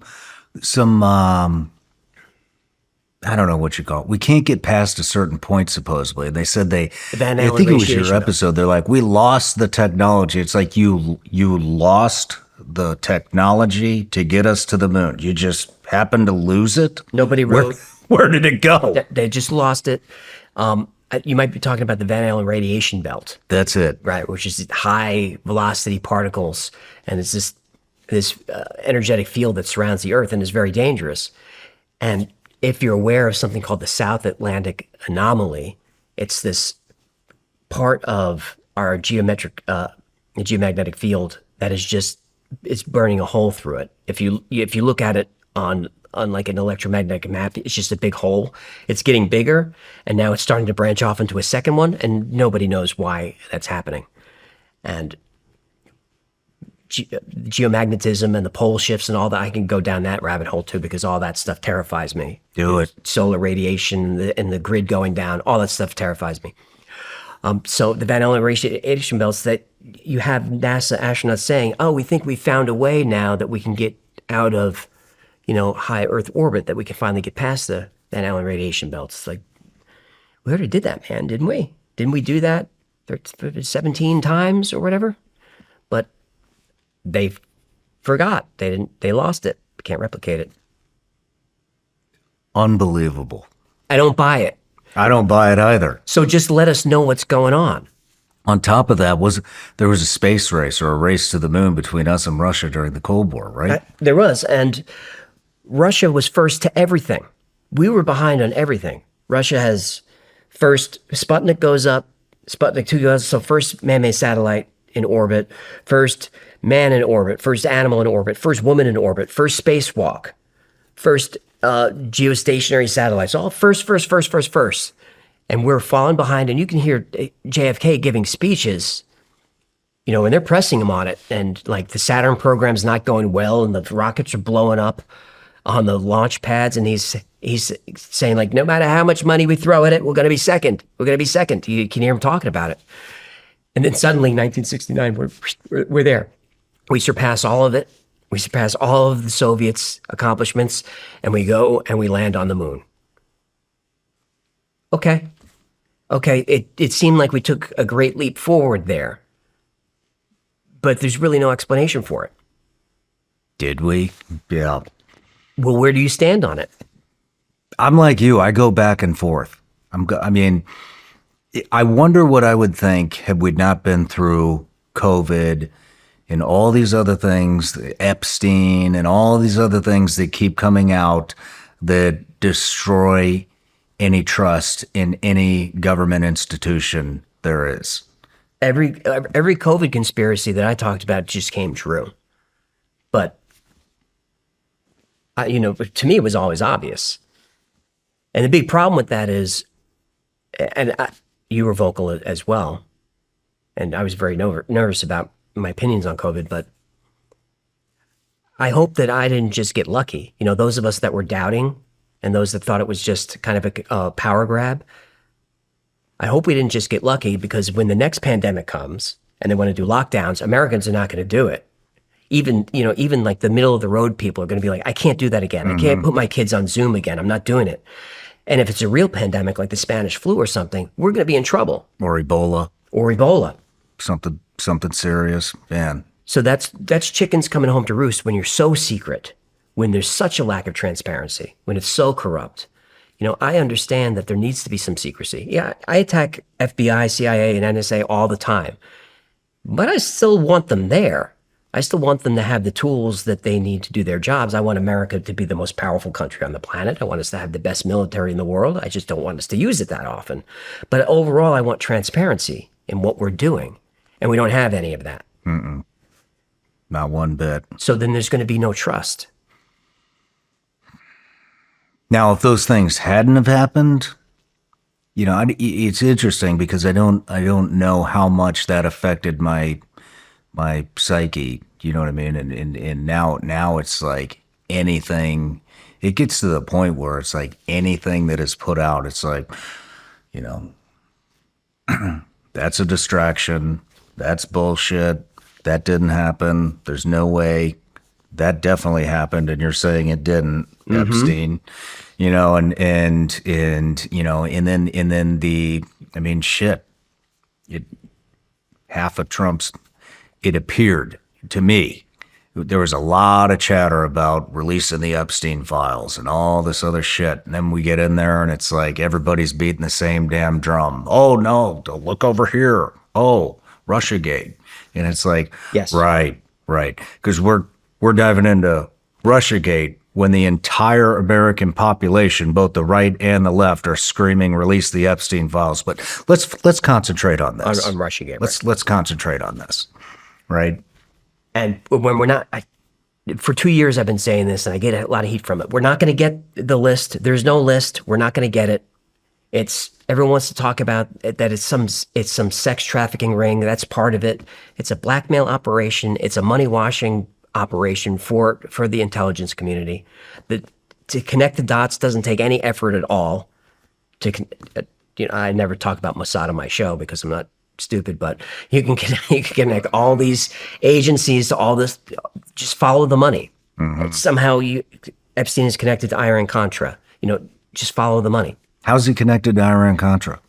When I think he was an advisor for Adnan Khashoggi back in the 80s, who was it's like an arms dealer / asset, wealthy family / could move a lot of weapons around and a lot of cash around. And I'm going to get a lot of things wrong today. So my job is not to get everything right. My job is to get you thinking and go find out. So they needed to get cash and weapons. We need to get weapons to Iran, which is illegal. Congress told them, no. They passed the law, and they just did it anyway. And we got to get cash to the Congress. And we have to do it without Congress knowing, which isn't an ideal way to run a democracy. But so you need middlemen. And Khashoggi is known as a middleman for the IC, and Epstein seems to be. And it's not like I'm the first to talk about this. I've heard people who've met him, people like Eric Weinstein, who I like, tells his story about meeting Epstein and walked out of there feeling like I don't think he's ever said it publicly that he felt like Epstein was part of the IC, but he said he felt like he was a manufactured personality. And he kind of hinted at there was someone kind of pulling his strings, kind of creating this facade. Interesting. Because here's a guy who I don't think he had a college degree, and he ends up teaching math at age 20 at a wealthy school, and just suddenly skyrockets through the finance game. It doesn't add up. So we're not going to learn, because it would wreck all kinds of things. No matter they botched this so bad. They had all the influencer types up at the White House at the very beginning, holding up the binders. Oh, we got it. I don't know whose idea that was, but that was such a disservice. What were they thinking? I mean, and then the distractions and diversions that have come up since. It's like, you guys have botched this so bad. No matter what comes out, unless it is aligned with the wildest conspiracy you've ever heard of, nobody's going to believe it. Not going to believe it. Nobody's going to believe There it. was no tape, but then there was a tape, or then there was a tape, but only Bill Barr saw the tape. Bill Barr's father, of course, is involved with Epstein and Ghislaine. Oh, go figure. Go figure. But now there is a tape, but there's some minutes missing, which is a story we hear over and over, right? There's always minutes missing. Always the minutes are missing. So I don't know. So now we're at the point where we don't trust anybody. And I don't follow it close enough Like I talk about political issues a lot, but I'm not ideological. So just a quick sidetrack. So I get attacked quite a bit for being far left and far right, and for, for being ideological. And I keep saying I'm political, but I'm not ideological. Politics to me is governments and how they interact with society. That's what I'm interested in. So I did this experiment. The three major AI platforms, so Google Gemini, Anthropic Claude, and OpenAI ChatGPT. I sent the same question in. Analyze all the Y-Files episodes, everything that AJ Gentile's ever said publicly on every podcast, everything he's ever written that's been published. Analyze all that and tell me, is he coming at these issues from the left or the right? All the AI platforms, and if you're listening to this, you do it yourself, says there is no left or right bias in anything that I'm saying. I'm focused on truth, facts, research. I'm clearly anti-government, pro-transparency, anti-corruption, and that is where I come from. So when I talk about Epstein, I'm going to get attacked from different sides. I don't know where this is. It a left-right issue? To me, it's not. It's a transparency corruption issue. You shouldn't matter if you're a Democrat or Republican, which are fake now anyway. So I don't know. I could be saying controversial things today to one side or the other. I just don't know which side until I get home. Yeah, the media has a big say in that. I got painted as this ultra right MAGA podcaster, and I'm not. I'm very middle of the road, and so I had to work my way out of that, and we're doing it. But yeah, America's just become so tribalized, man. And it goes back to critical thinking. Nobody seems to have the fortitude to critical think anymore. And so if you say anything against one party or another, no matter whether if it's true, I mean, in everything that we do, we try to, our best to bring truth. And it's like, man, like, you're not listening. You're not listening. Like, this is a fault of this specific party. And you have wrapped your entire identity up into this shit. And you're not fucking listening. That's the problem, is when your identity is your ideology, now you have a problem. Now you've created a bubble and you've got to protect that. So you can't hear anything that goes against your identity. Your identity is the party. That's a bad situation. Mm-hmm. I say to my audience, if you're on the left and you think the right is the problem, or you're on the right and you think the left is the problem, you're the problem, because that is all theater. This is just to keep us spinning our wheels. We should, instead of worrying about party politics, because the establishment on the Republicans and the establishment Democrats want the same thing anyway. They want big government, war, and all of that stuff. But most of us don't want that stuff. Most of us are kind of in the middle of things. I don't identify with either party. I'm pro-troops, pro-military, but anti-war. Mm-hmm. I'm pro-cop, very pro-law enforcement, but I think we need reform. So I don't think I'm that unusual. I don't think those are controversial things. Pro-choice, pro-life, that's between you and God. I'm not involved in that. I'm very libertarian in all those things. And I think we need to get away from the tribalism and start to look at individual issues and individual people and call out the corruption when we see it. I don't know how many politicians you've interviewed, but in my career, I worked as a contractor in the engineering side in politics for almost 20 years, from local villages all the way up to having clients in Congress, and met all these politicians, famous ones, name brand clients. These are just people. They're flawed. They're ambitious. Can't really be trusted, but they're all the same. And we worked with both parties, and you'd have these meetings with Republicans and Democrats. It's just the same person. They just want to get reelected. They're going to say whatever they got to say to the base, get reelected. And I just feel like it's a smokescreen. WWE wrestling. That's what it is. What it is. What it is. And our system, it's such a shame because our system does not encourage the best and brightest to get involved. I'd never run for office. You said they tried to recruit you? Mm-hmm. No. Mm-hmm. Yeah, you got a wife and kids. I think that's how they control you. I think that's also why we're seeing a lot of young, weak people get into office, is because they're propped up and they know they're going to be very easy to control. Yes. That's what I think. And it's just through doing this, I see how easy it could be to fall into certain traps, take a favor from somebody that seems like, oh, I just want to help you. Like, what are you, my fucking parent? No, No. I know what this is. You're going to do this, and then 6 months later, you're going to start asking me for favors and dangle that shit in front of my face. No, not doing it. Right. And if you don't do it, we'll just primer you or smear you. Or nowadays, we'll just lock you up. We'll just raid your wife's underwear drawer. We'll just turn the FBI on you. Yep. Yep. Well, I want to talk about the hollow moon. Okay. Is the moon hollow? Man. I have not dug into this. I Man, the had moon a is side conversation with Randall Carlson once, and he's the one that brought it up. I have not seen this episode of yours. It's a fun one. That was Gino, my brother, said, you got to do this one. And it's like, hollow moon, that is nonsense.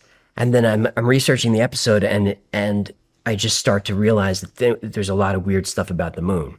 And by the time I was done with the episode, I was convinced that it was hollow.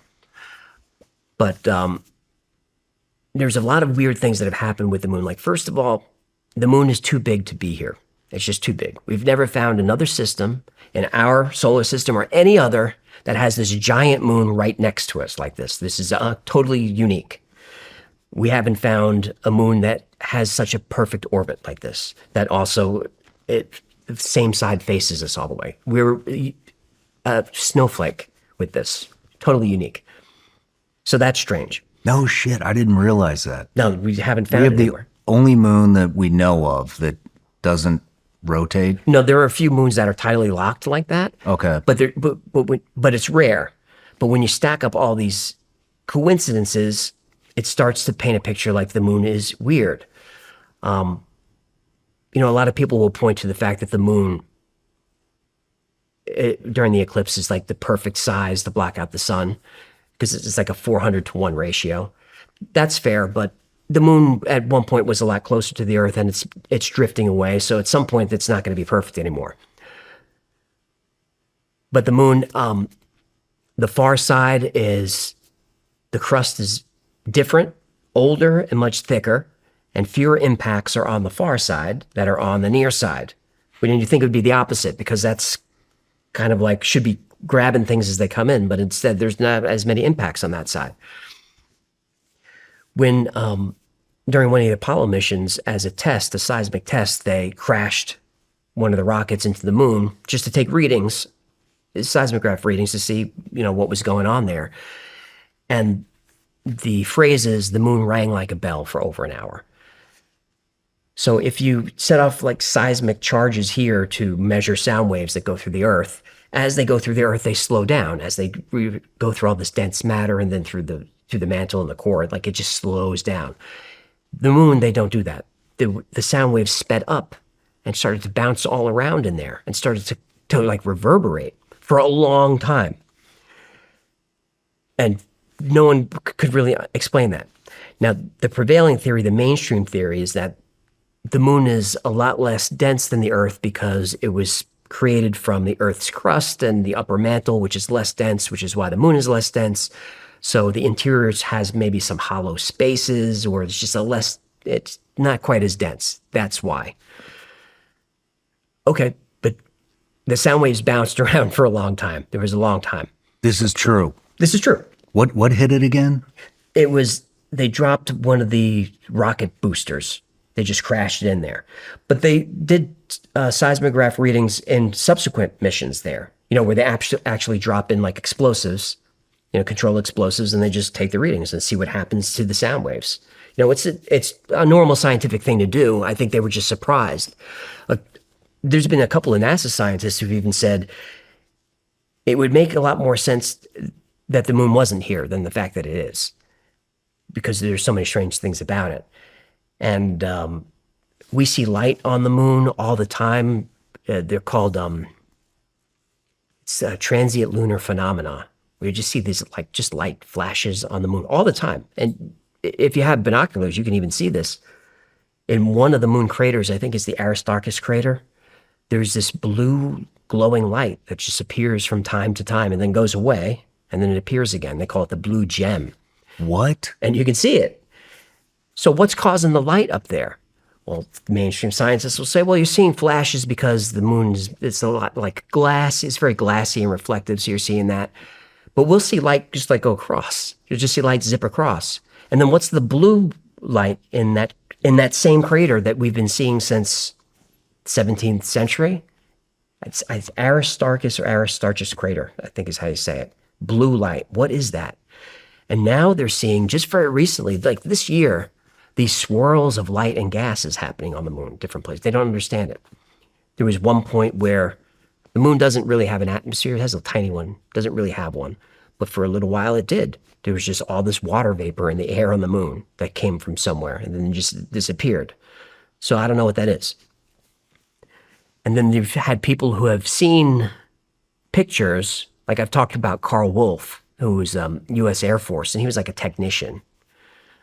He basically the level is a copy repairman, and he's called in to fix some imaging equipment at NASA or Air Force, wherever.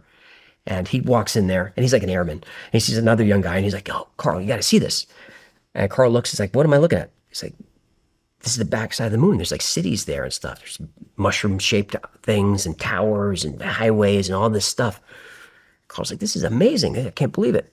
And Carl said he went home, he told his wife, and he said he was watching the news, waiting for this to show up on the news, but it never did.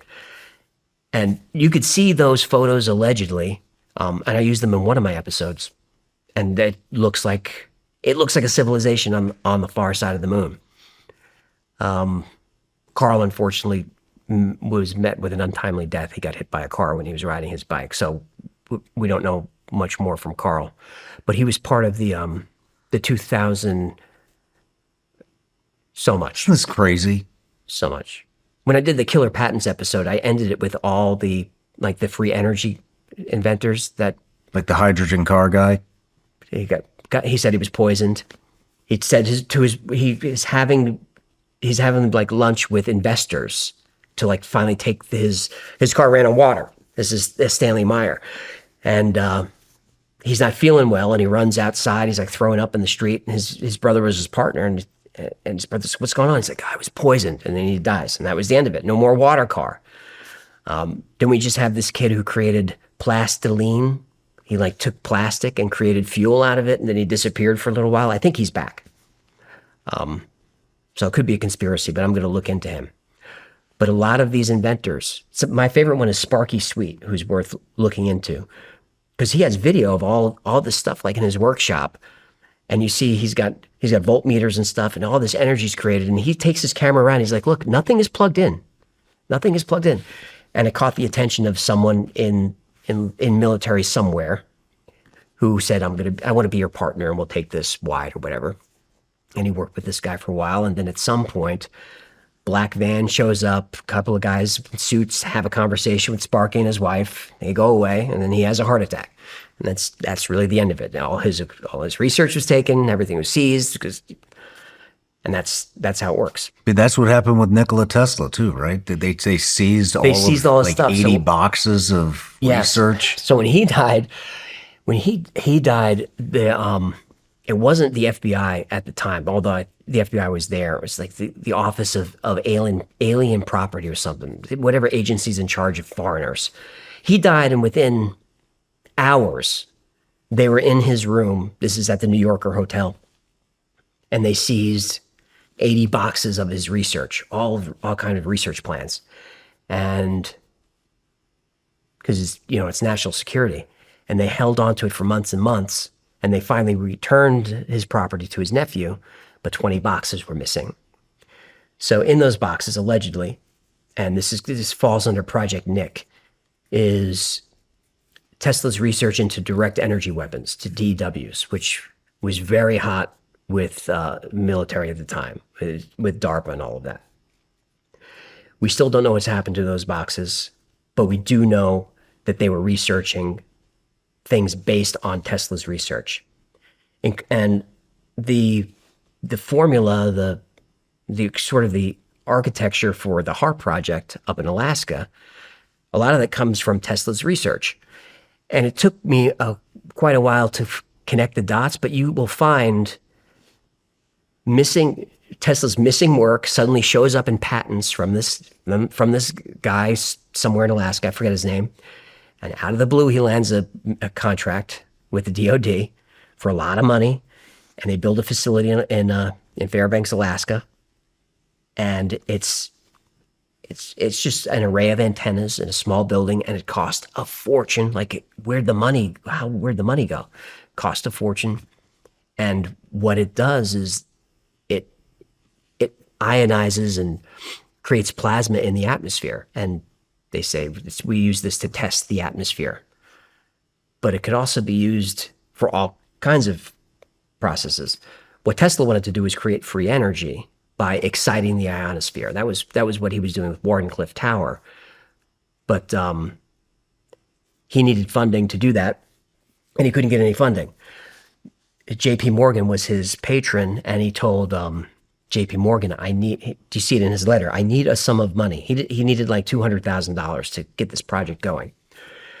And J.P. Morgan said, well, you're building wireless communication. What do you need all this money for? And Tesla's like, no. Wireless communication, I got that. We're going to do wireless energy. We're going to do wireless free energy for everyone on the planet can just tap into this and just get free electricity. And JP Morgan says, well, how do you put a meter on that? JP Morgan owned copper mines that made copper wire. He owned rubber farms all over the world that made insulation for the wire. He owned lumber mills and forests that created poles for wire. He owned coal factories. He owned machine shops that created generators for electricity. And he owned railroads that brought all this stuff around the country. Free energy shuts that whole business down. We don't need any of that. Carnegie, we don't need any of that. The Mellon family, we don't need you guys anymore. It's just free. Imagine what the world would be like if energy was just free. That's the golden age. Yeah, we're not going to live to see it. Nope. Wow. So I think I went off on a few tangents, but Have you ever looked into the flat Earth stuff? I have. I'm not a flat earther. Me neither. I don't even want to do an episode on it because to me it's so ridiculous. But people do request it. And me calling it ridiculous, I'm going to get a lot of hate for it, but I can handle the hate from the flat earthers. That's fine. But I do like the theory. Like on YouTube, you're not going to find much flat Earth stuff. That is suppressed. But if you go land on Rumble and search flat Earth, Why do you think they suppress it? there's some stuff we'd have to talk about off air. But there are subjects that YouTube will just not allow you to discuss. So I can't say specifically because I made a promise to someone to not tell. But if you look at a couple of my demonetized videos, you'll see that they're kind of softball. Like, why is this demonetized? Go look at those. Those are no topics that I didn't know until it was too late. I was like, why is this demonetized? Like, I can't talk about that. I'm like, everything's true in here. I debunk most of it. I can't even talk about it at all, true or not. So flat Earth, they don't like that one. But if you go on Rumble and spend like 2, 3, 4 hours just watching those videos, you walk away like, oh, it could be. There's some compelling stuff. It's good stuff. There are some compelling arguments. Yeah. I will say The Antarctica wall, say it's that. got a point. Damn. What do you think? So back to Nikola Tesla. What do you think about the pyramids? Oh, What were they? So gun to my head, I think they were used to generate energy. I think there's a lot of evidence for it. For people interested in it, they can look into Christopher Dunn's work. He's done the research, the definitive research on the pyramid power plant theory. Tesla was fascinated by the pyramids, not so much for energy, but for how they were constructed, how they're constructed to true north and all of that. He was fascinated by the engineering of it. But his free energy device, a lot of that engineering can be seen in the pyramid. So Wardenclyffe Tower was his facility on Long Island, which is big. Just a big tower. It looks like a water tower, but it's built over an aquifer. And what Tesla was trying to do was use the water creates this deep resonant sound that resonates with the Earth's natural frequency. Everything has a resonant frequency. Whether the Earth, this chair, our bodies, everything does. And if you can come into harmony with that frequency, it will expand, it will amplify. And there's been research that certain wavelengths broadcast at the Great Pyramid will amplify that electromagnetic energy. It's around 200 meters, I think. So Tesla is fascinated with that engineering. But the pyramid power plant theory is a lot like Tesla's technology. The Giza Plateau, there is an aquifer under there. There's a lot of water under there. And that water would create this resonant frequency. And they found copper rods that go down there that would help bring up some of the electricity, or however it worked. And then in the pyramid, at the various chambers, there's residue of certain chemicals that when combined create a lot of hydrogen, like a violent reaction of hydrogen. So coming down from the Queen's chamber, and then it might be, I forget the other chamber, but they're built in a way so they come down, you use gravity, and you just pour these chemicals down, creates this hydrogen reaction, which we know creates, there's residue of these chemicals there. This is not a conspiracy theory. The hydrogen expands, comes up through the gallery, which is this sort of this big hallway that goes up to the King's chamber. And they've discovered that in the Grand Gallery, there used to be these wooden posts or some kind of wooden, sort of flat wooden things. And those would create sound. It's called a Helmholtz resonator. Like when you blow across a bottle, it goes, whoo, that air is a Helmholtz resonator. So this hydrogen would come up through the chamber. These things would resonate with sound, the F-sharp chord specifically, and that would cause it to build up more and more and more. The hydrogen expands. This chamber is built out of rose granite, which is an unusual type of granite because it's densely made of quartz. And when you compress quartz, it creates electricity. It's called piezoelectricity. And if you have a lot of quartz, you can create a lot of electricity. There's been experiments done where if it's a mountain of quartz, it creates something like 10 million volts, like it creates a lot of power. So you've got you've got the hydrogen expanding, creating this electricity. It's ionizing the air, amplifying it more. You've got the sound coming through, amplifying it more. And then you've got this hole leading into the King's chamber that's 4.8 inches by 8.4 inches, which is the perfect size for a hydrogen atoms microwave to just fit through as a waveguide. Comes up into the King's chamber, and the King's chamber has these pillars, and on top of it, a bunch of stones that are stacked. Everything is really smooth, except the top is really rough. And forever, they thought that they called this the relieving stones, that these would relieve the pressure of the pyramids. But they're not connected to anything, so there's no pressure there. But what they found is that this creates music, creates this chord. And what the theory is it's rough on top because they would chip away at it and tune it until it was just about right. And that's why it's smooth on the bottom but rough on the top. And so you've got all this energy, so how do we get it out? Well, when the pyramids were new or, intact, the interior is made out of a certain type of limestone that electricity can move around in. The exterior is made out of a different kind of limestone called Tura limestone, which is quarried from far, far away and brought in. Way down the Nile, right? Way down, hundreds of miles away. Like you'll hear Zaya Was talk about the limestone on the pyramid, but he never talks about the Tura limestone or the rose granite. So there's all these different. Why not just build the whole thing out of the same rocks that are right here? Bring the Tura limestone to Giza is like bringing the 100-ton blocks up the coast of Florida. It's like that far, but it's a special type of limestone that's very low in magnesium. It's a great insulator. So you've got this electricity, and then you've got sort of this conductor, and then you've got another insulator. And that's called a dielectric, and that creates even more power. And if you had a gold capstone on top, which is a great conductor, you can force that energy up through the capstone and up into the ionosphere. And that's what Nikola Tesla was trying to do. It's the same technology. Where I get stuck is, I love all of that, and I buy it, but we don't see any evidence of what they did with the power.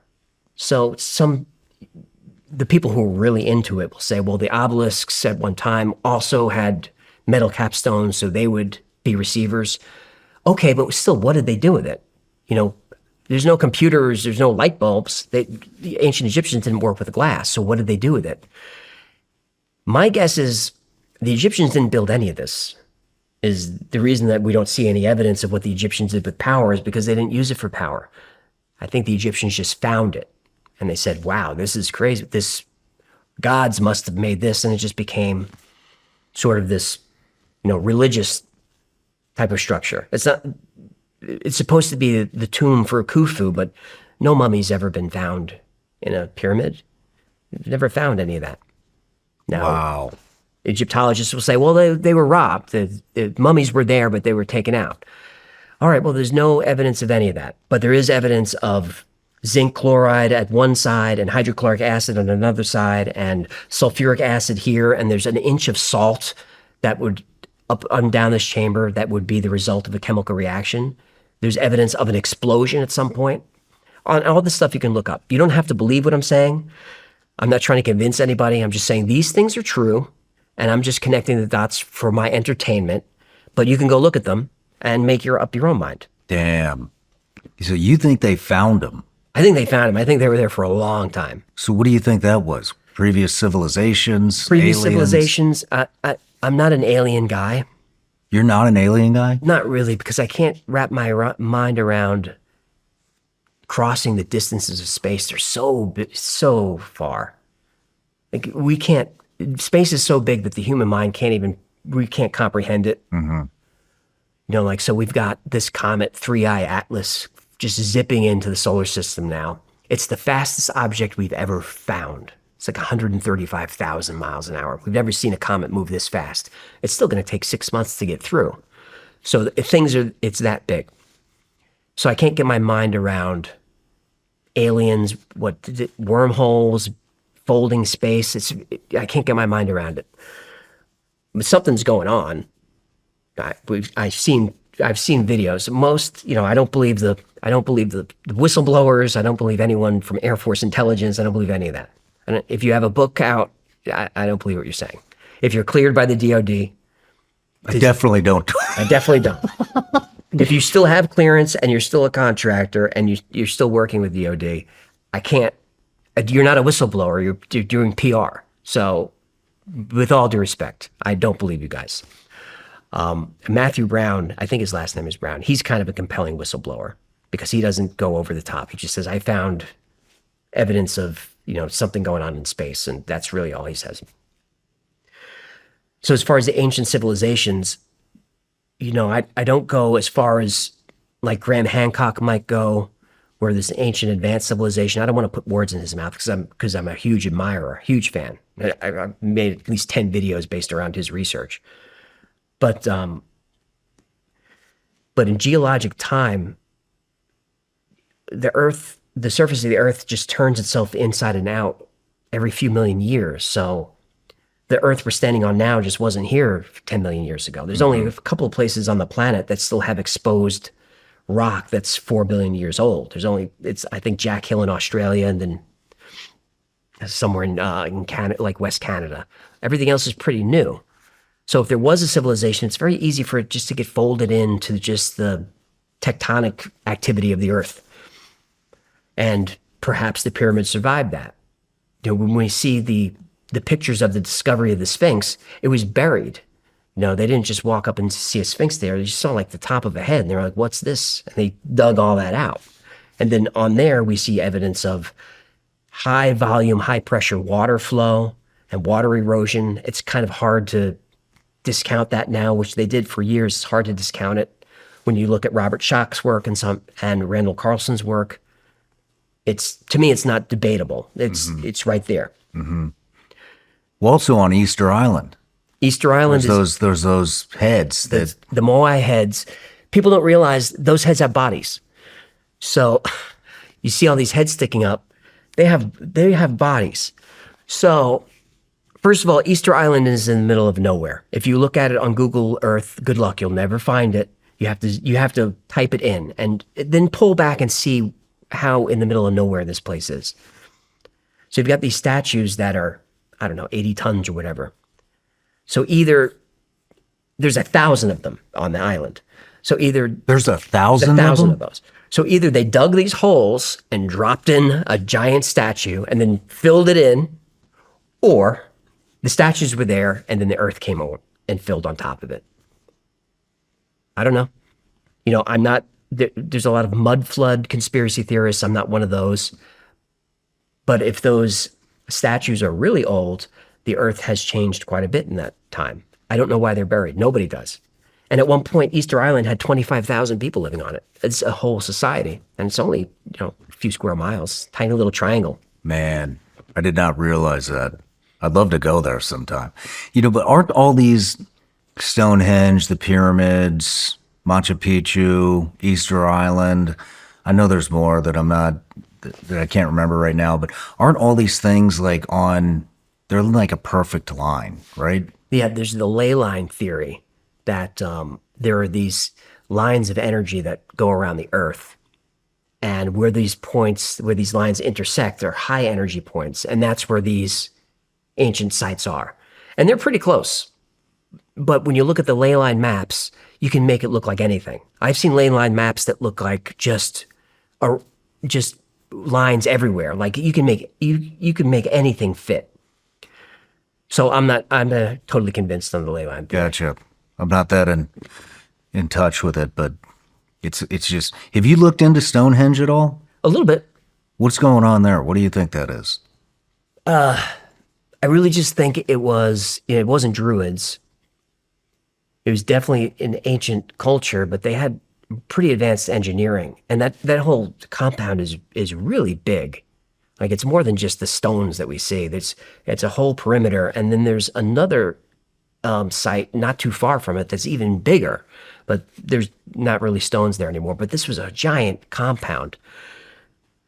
But these stones line up so well with equinoxes that it shows that there's some type of advanced engineering.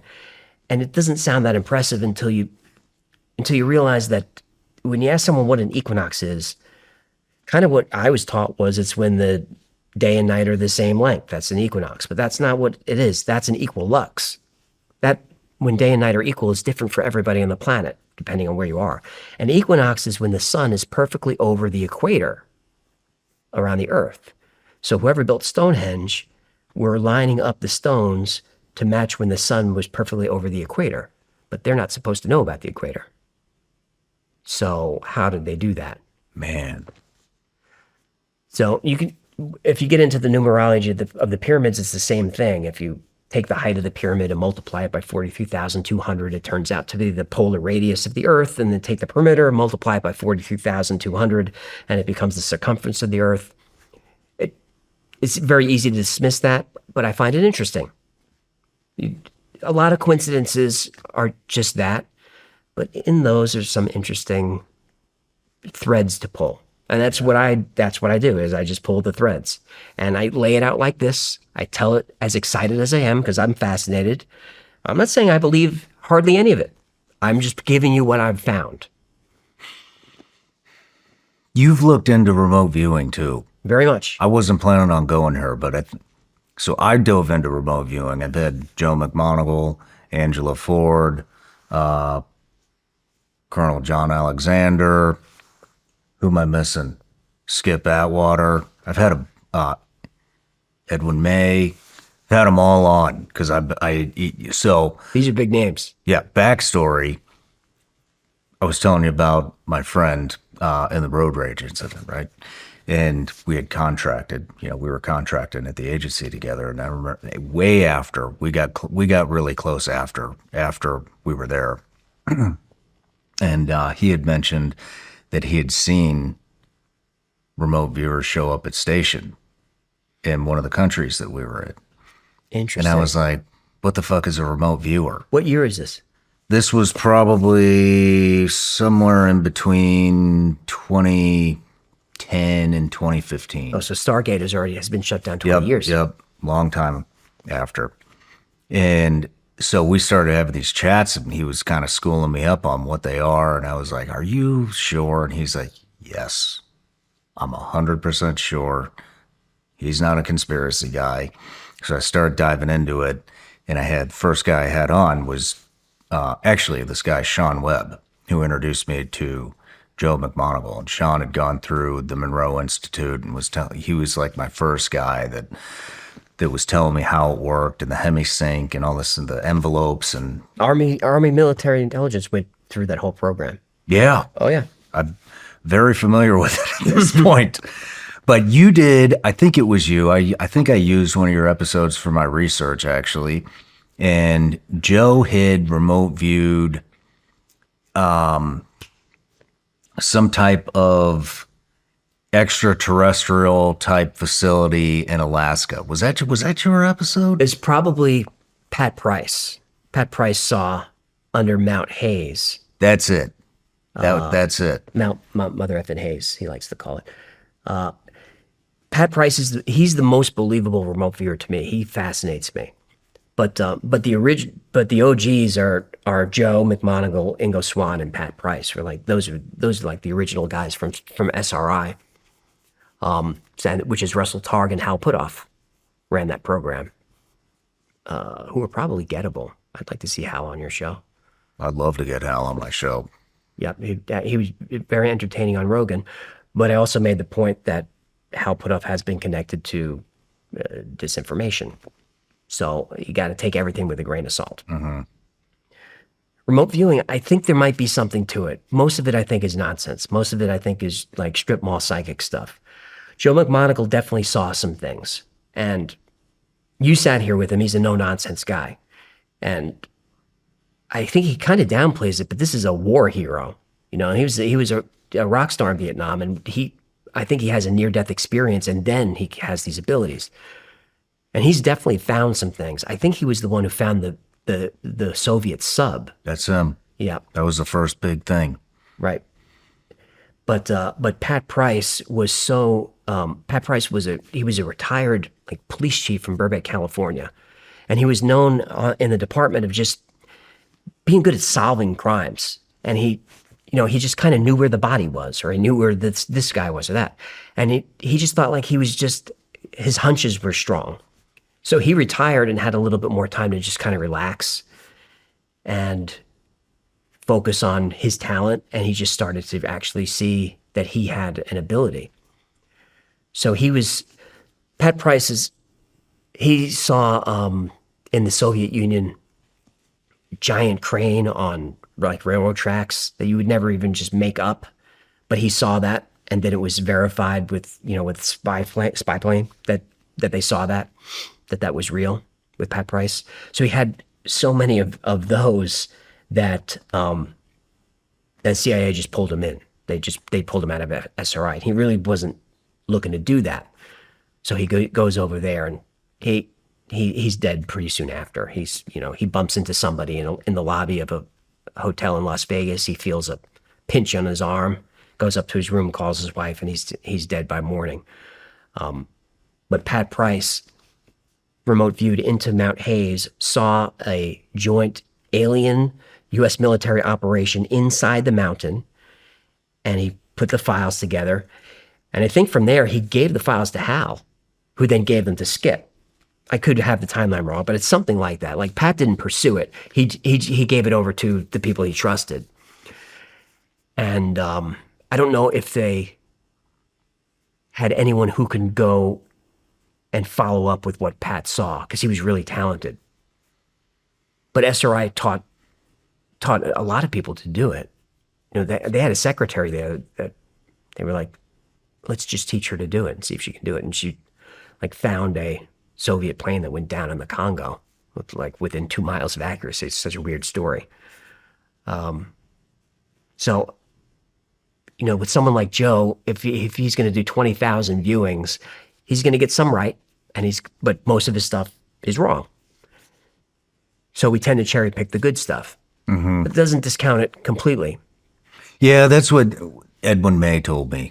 I think he said, and I can't remember the number, but I think it may have been around 40%. He said, yeah, he's like, none of this can be, it has to be proven for it to be like a win. And because we were talking about the pyramids on Mars that Joe had remote viewed, and he was like, Joe was only right. I'm not correct on this. It may be lower, maybe a little. It's probably lower if it's not this number. But he said Joe was only right 40% of the time. That's a lot. Can't prove it, then you cannot take it as fact. Right. He said he saw all those tall beings on Mars, but he didn't know what he was remote viewing. He just got coordinates. And then they opened the envelope and it's Mars 1 million BC. Yeah, Which is a great story, but it's hard to verify that. yeah. But Ingo Swan's another one who remote viewed the moon and saw aliens up there. And he said, aliens are not our friends. So he went up to the far side and he said, yeah, there are bases up there. They're watching us. They're all over it. Man, that's crazy to think about, isn't it? But, all right, let's take a quick break. When we come back, I want to hit Patriot Act. Oof. Here we go. Perfect. Whether you're juggling tasks or trying to stay clear-headed throughout the day, Ketone IQ delivers clean brain fuel that can help you think sharper, longer, and smoother. No caffeine, no crash, no overstimulation. Thanks to the folks at HVMN for sending me their Ketone IQ product to try. I really like taking Ketone IQ before I work out. It's not an energy drink, but it gives me a ton of energy. I wish I had this when I was on active duty. When I take it, I have more endurance, but without the crash. Ketone IQ uses ketone diol for a fast-acting, natural, slow-release effect with no artificial sweeteners or fillers.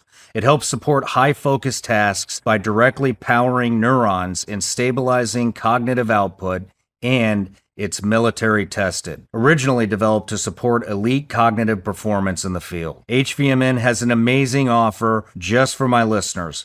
Visit ketone.com/SRS for 30% off your subscription order, plus receive a free gift with your second shipment. Fun surprises like a free 6-pack, Ketone IQ merch, and more. These statements and products have not been evaluated by the FDA. These products are not intended to diagnose, treat, cure, or prevent any disease or condition. I've spent years on this show pulling back the curtain and trying to reveal what's really happening in this country. And the truth is, there's a double standard here in America. You see time and time again, people defending themselves, defending their family, and then the judicial system goes after them. It's a double standard. And if you don't believe me, check out episode number 3 with Don Bradley. That is a perfect example of what I'm talking about. Because it's not just about what you did, believe it or not, it's how the legal system interprets it. And that's why I'm a USCCA member. The USCCA has over 860,000 members because they know the reality is, after you stop the threat, the real fight begins. Your membership gives you the education, elite training, and self-defense liability insurance you need for the second fight, the legal one.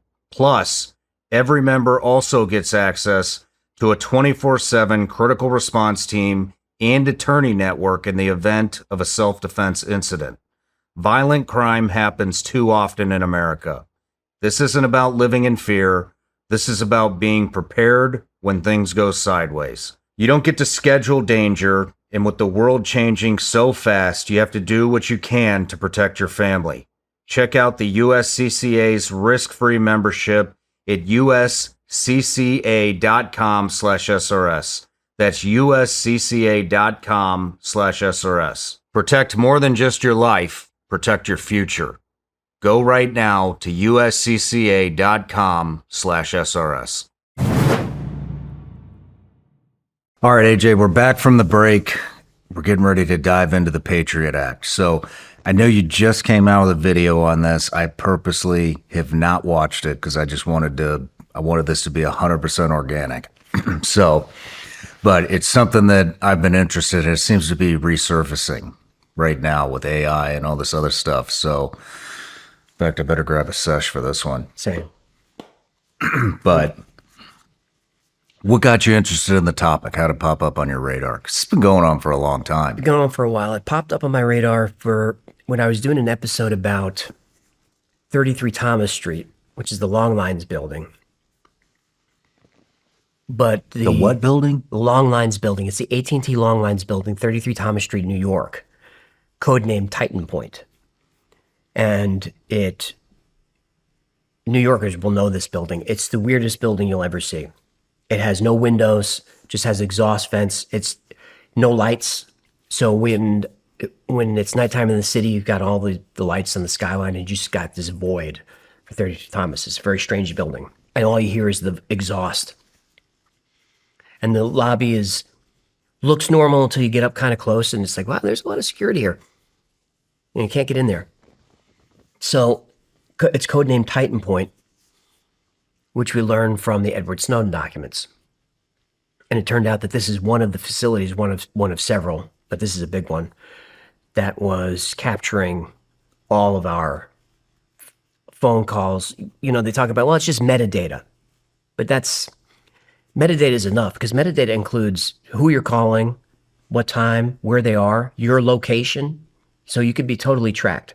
And it helps them create that network, which the Patriot Act allows, where if you're a person of interest, anyone you communicate with is automatically a person of interest. And it just is a geometric progression.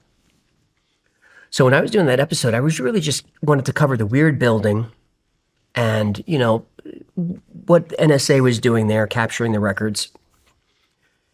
And it just started to get emotional because whenever I can, I just play James Clapper line at Congress, whenever I can, when he's asked, so can you confirm that that NSA is not capturing millions or hundreds of millions of Americans' records? And he says, no, sir, we're not, intentionally or something like that. And then later he says, well, I told the most truthful, least truthful, whatever it was.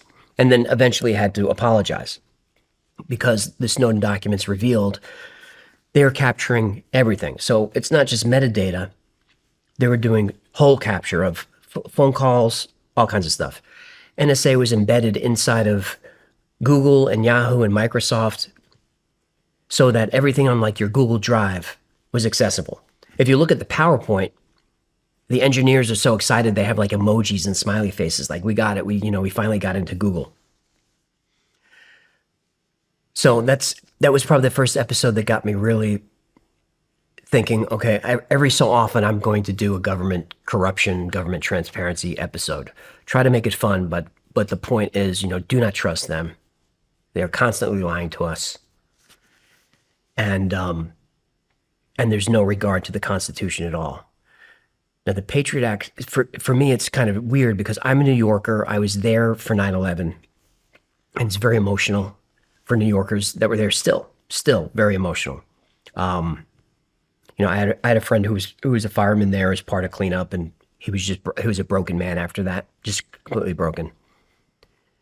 And my brother had friends in one of the towers that came down. So it's close to us. So I remember I was all in with whatever we got to do to get these guys. Mm-hmm. Patriot Act, let's do it. But we kind of expanded the government's powers a lot there. And it seemed like it happened pretty quickly. So you've got 9/11, and the Patriot Act is signed, I think, like October 16th or 20. Like it was like 4-6 weeks that they got this giant bill together. So either they had some really smart lawyers or this was kind of hanging around. Like, and here's an opportunity to do it. Mm-hmm. And that leads into the 9/11 conspiracy, which kind of makes sense, which I don't go into on my show. Why don't you go into that? Because it's a taboo topic and it's emotionally charged, and the bad guys are the government, and if we learn that 9/11 really was an inside job, I don't know how that doesn't really challenge your patriotism. Now, I consider myself a patriot. I love my country. I don't like the people that run it. I like the Constitution and the Bill of Rights. I really like those. And I'm very libertarian, borderline anarchist in a political sense, not like craziness, meaning like I don't think we need much government for anything. Keep us safe abroad. Domestically, keep it local. That's kind of how I feel. I think the federal government's way too involved in our lives in every different level. I'm with you. But the Patriot Act violates the First Amendment in a few different ways. Free speech is gone. So if you say anything that's considered dangerous or explosive, suddenly you're on a list.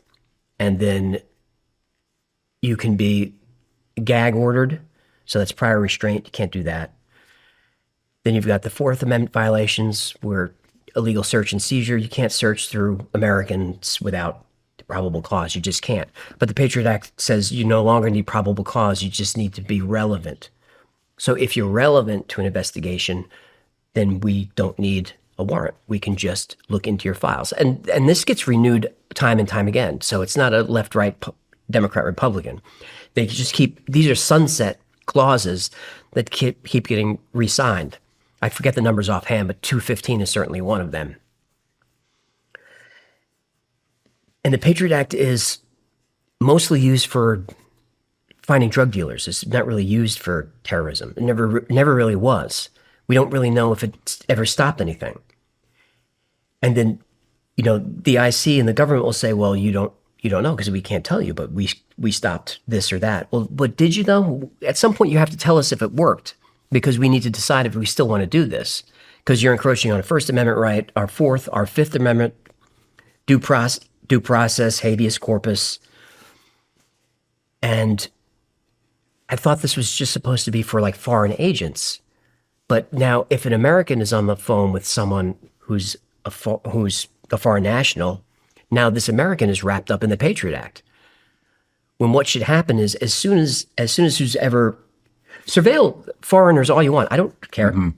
Leave my citizens alone. So as soon as you find out, well, all right, this person of interest is on the phone with an American, well, then it stops. Now we have to bring this out of the Patriot Act and put it into our legal system and have a judge look at it and all of that. Not a FISA court rubber stamp where FISA is like 99.97%. Just get yes, go whatever you got to do. That's another violation of separation of powers. You have no oversight. It just seems like doesn't seem like it's what it is.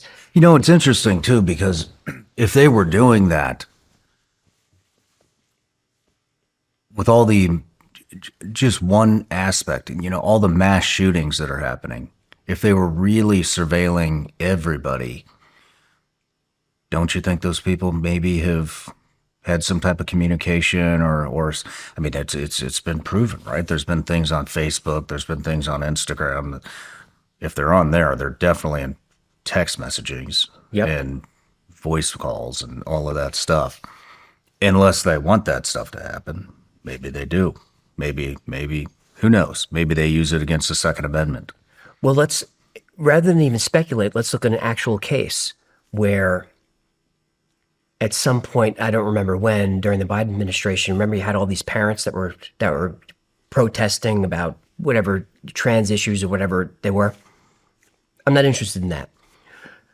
Believe what you want to believe on that issue. That's none of my business. What I care about is the administration worked with a group to write a letter to the president to designate these Americans as potential domestic terrorists and use the Patriot Act to surveil them and gather records on them and look into them.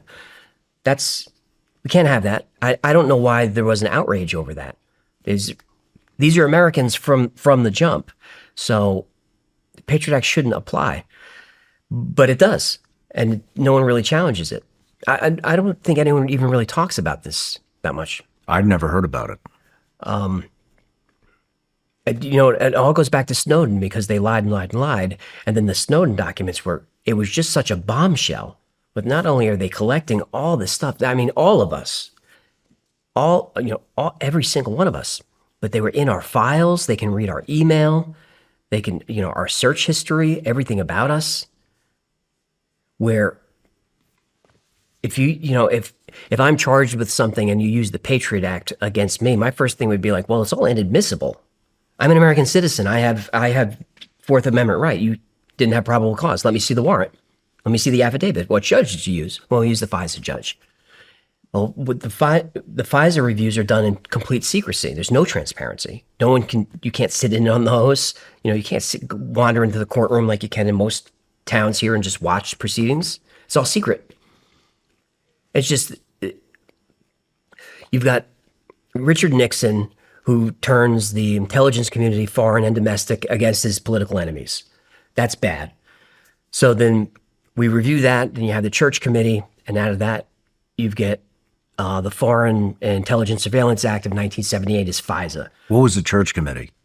That was reviewing all what like CIA and FBI was doing. All the bad stuff kind of came to light during the Church Committee, and that made Congress realize, they're using FBI and to actually go after political enemies. We can't have that. So we'll have FISA, which will review these. But then FISA starts to get abused. And then when the Patriot Act comes along in 2001, it supercharges FISA. And now everything is just rubber stamped. And we don't know really what they're doing with it. We just know they renew it. And whether it's Trump or Biden or Obama, they sign with the pen and there's applause and America's going to be safe. And I don't know if there's any evidence of that. Out of that time, we got the TSA. I think the TSA is just in the way. I think in 2015 they sent they were called red teams to test the TSA, secret shop them, and they created mock weapons and mock explosives.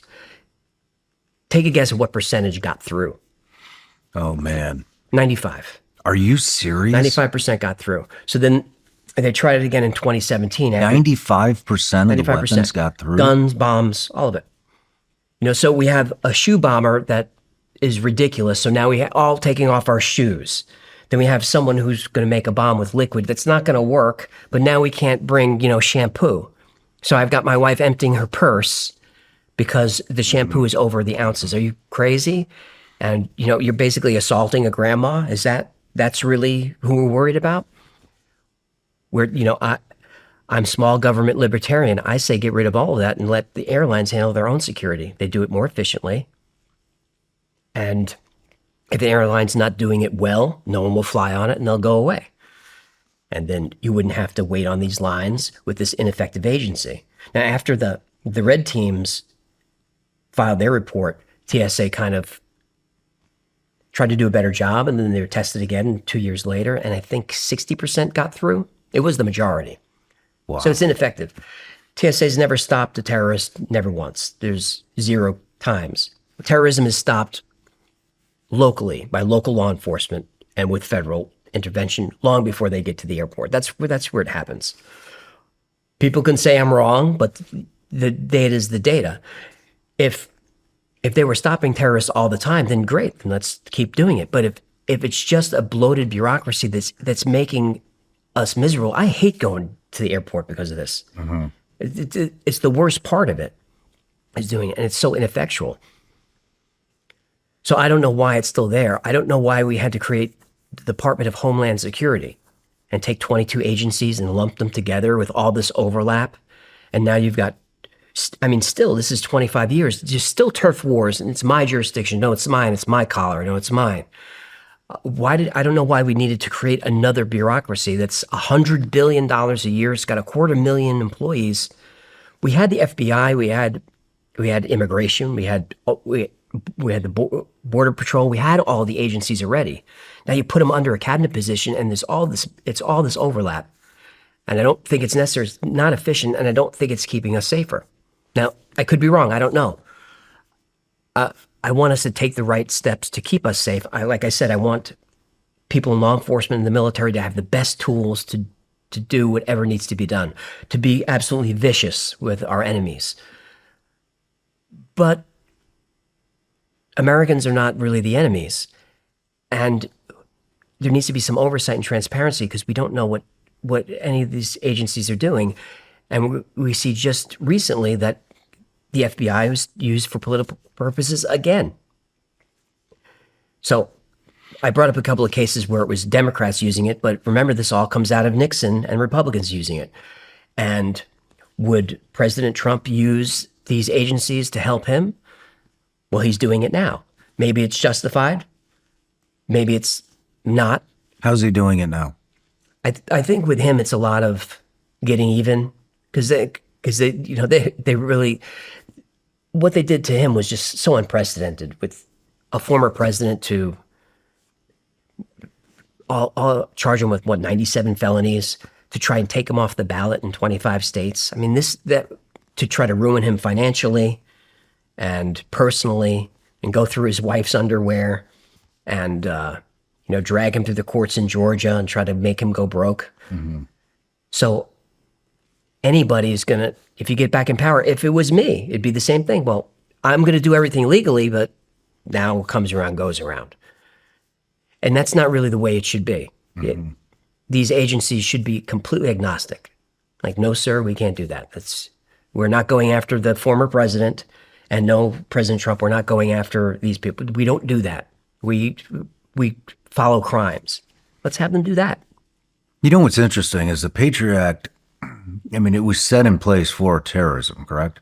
And so, we were talking about off camera about, the Taliban funding and all this stuff, and I have a lot of contacts, that are former agency types, former intel types, and one in particular, Sarah Adams, one of the best targeters to ever come out of CIA. And she has broken on the show several times that there are a minimum of 1,000 terrorist cells within our country. And, how they communicate. So we have the Patriot Act, right? It's all basically tech-based. People think that these terrorists are dumb because they live in caves, they live in caves, they live in mud huts, they wear, sandals. It's very, very, it's almost like prehistoric time period when you go there. So they don't communicate through tech at all anymore. And so what she says, and other intelligence professionals have said, is that within these terrorist cells, the only way that they communicate with their HQ, which is in Afghanistan, is through couriers. So there's no texts, there's no emails, there's no voice calls. None of them know where each other are at. So even if you were able to find out where one of the cells are at, you could not interrogate them to find out where the other cells are. They're all completely independent of each other. And Compartmentalization. they only use couriers, which means they fly a guy in, they brief them, they debrief. The information goes back to HQ in Afghanistan. So it would be impossible to break down the entire network. I don't even know where you would start. I don't know how you would either. I mean, it wasn't that how Osama bin Laden was finally found was through his couriers, right? It wasn't through intercepting any intelligence through wires. It was through human, just following this guy around. He's going to this palace. So I think all you're doing there is you're forcing them to learn tradecraft and just get better at tradecraft because they can do that. They pivot. What is the Patriot Act turning into? I think it's just turned into a political tool at this point. The going after the parents was really a big red flag because the Patriot Act was specifically in that letter. Like, you should use the Patriot Act to go after these people. And I didn't think any of those parents looked like political or domestic terrorists to me. Maybe that's my bias. But What parents? there was a lot of parents protesting during the trans controversy in the protesting In the schools? in the schools. And part of the administration at that time wanted to label them domestic terrorists and put them under surveillance. And then once they become relevant is the word in the act. Once they become relevant to an investigation, then you don't have to. Then the Bill of Rights is gone. Then they can just go into your bank account, see what's going on there, your businesses, all of that, and just compile a file on you. It's like that old Soviet saying, like, "Well, show me the man, and I'll show you the crime." And that's just not how it's supposed to be done. And I don't think it makes us safer. But again, I'm kind of black-pilled on it because once you have that power, you don't want to give it up. Like if I was in charge, I wouldn't want to give it up either. No, I would hope that if I was out in that position, I would do the right thing. But I don't know. I'm as flawed as anybody else. But when Clapper's caught, I don't know when you left. See, did you leave before Brennan? 2015. Brennan was 2015. I think we might see some indictments for some of these people. And for everyone screaming left and right, look, these are people on both sides that are going to get caught up in this. But I think we're going to see some indictments. Why do you think that? Because they did it. They did it. The Russia collusion thing, they did it. The Steele dossier, they did it. They did it. They did it. So Clapper lies to Congress, and we find out he's violating all of our rights. I think he was DNI at the time. And instead of going to prison, he becomes a contributor on CNN or MSNBC. I don't know why he didn't go to prison. I don't know why none of these people go to face any ramifications at all. How about just a misdemeanor? Just show me that we don't live in a 2-tiered, 3-tiered system where it seems like if I did any of this stuff, I'd go to jail forever. They can't show you. But if you're in the swamp, you live in that. Mm-hmm. So I can't. I have no solutions. All I have is complaints. Man. What do you think they do with all the information? Most of it I don't think they do anything with. But, if it turns up that, do you think that you're of interest to someone somewhere? Right? I know I am. Of course. So bad. everything you do is collected. Mm-hmm. Right? There's probably 2 or 3 collections officers that are just dedicated to what you do. Why? Because, man, this sounds weird to say, and these are not my words, but because we have an impact on the consciousness of the U.S. That's dangerous. They want to control the impact. Mm-hmm. They can't have independent voices controlling the conversation. They've got a lot of them now. I hope that we're past that point of inflection where the independent voices are more powerful. I think they are. I think they are. They definitely are. I get more views on a video than all cable news channels combined. So do you. The number of views that you get is all of cable combined. There's no power there anymore, and they don't like that. But it's not like we wrested it away. It's people just started talking, and Americans just want to listen to different voices. Mm-hmm. And I think we need more of that on every part of the political spectrum. Yeah, I think the media is over. I do too. I think it will die with the baby boomer generation. Yep. I think it's done. And I see certain people that I think are injected into the YouTube podcast stratosphere that they try to create narratives, but it's tricky. You could have somebody in here, and I think I've had 1 or 2, not realizing it until afterwards, but how it works is... Wait a second. You feel like people have come in here to try to push a narrative? Yeah. Did you sniff it out? Yeah. Like while it was happening, you were like, wait a minute. I've had interviews that I never released. I didn't know that. Yeah. I've had a couple, not very many, but, when I was asking you about, do you feel that you take on a tremendous responsibility? I feel that I have a great responsibility when I'm diving into corruption, exposing something, exposing evil, whatever it may be. You have to fucking be careful with that because people base decisions off what is said in here.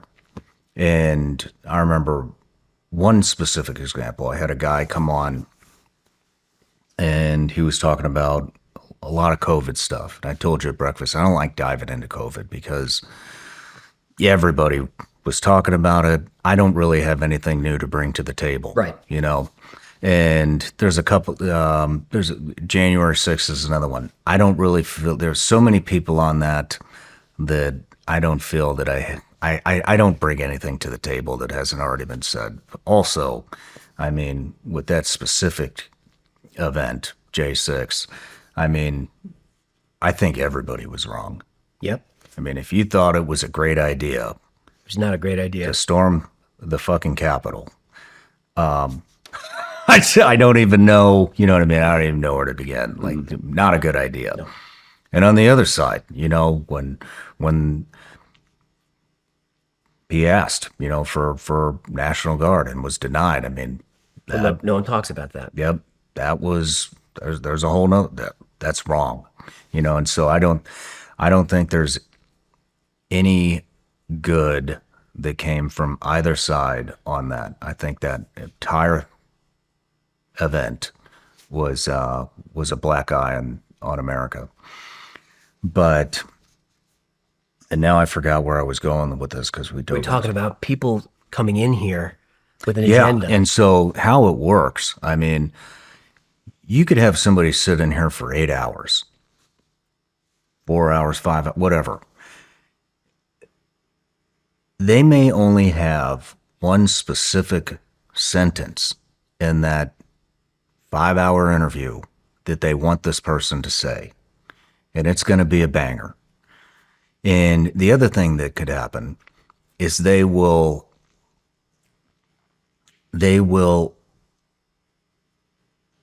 predict information that's going to come out in days, weeks, in a month, in a couple months. And they'll make these predictions about what's going to happen, who did what, done, you know, whatever. And they already know it's not a prediction. Or maybe it didn't happen, but that's what's going to play out in mainstream media. And these people will come in and they will make these predictions.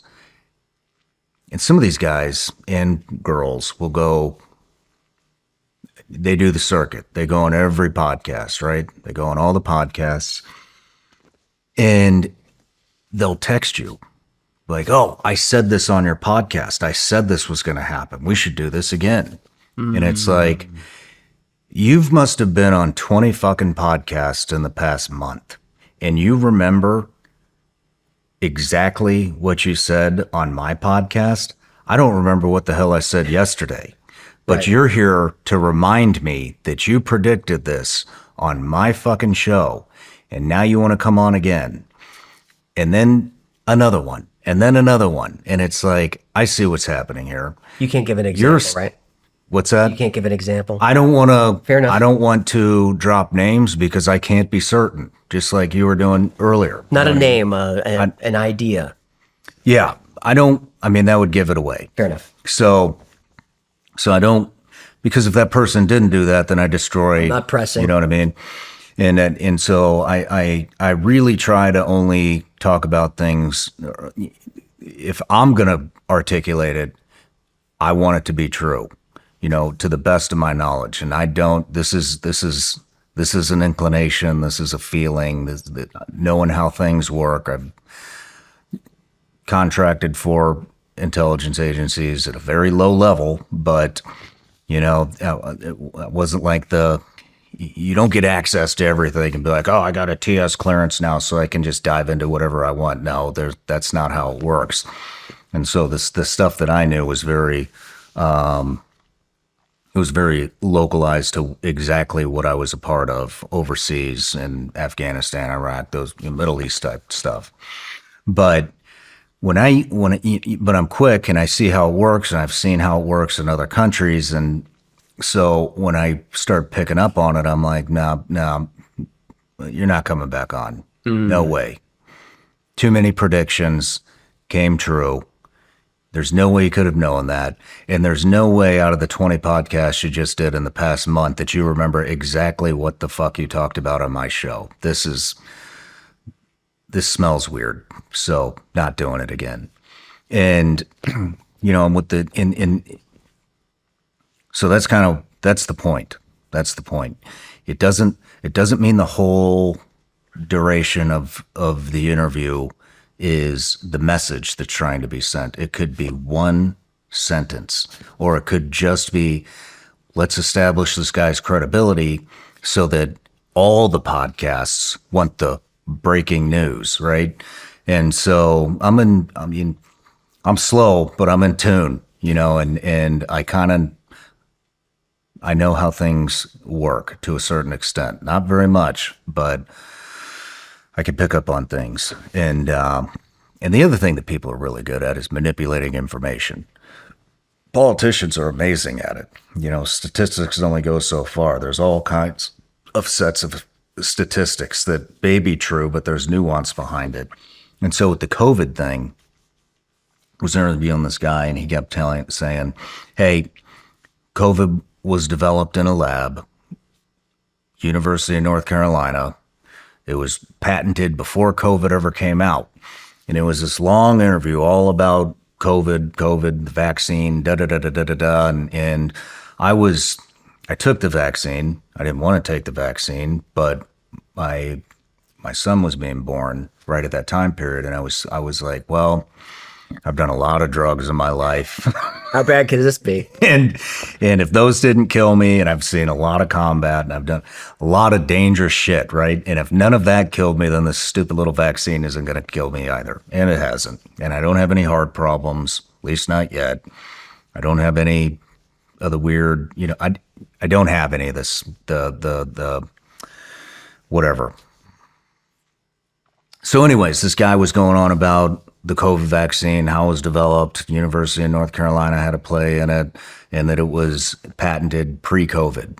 But every time he would say it was COVID-19, when he would say the vaccine was patented, he would say the SARS vaccine was patented pre-COVID. Well, if you look, there's like 100 strands of COVID. Yep.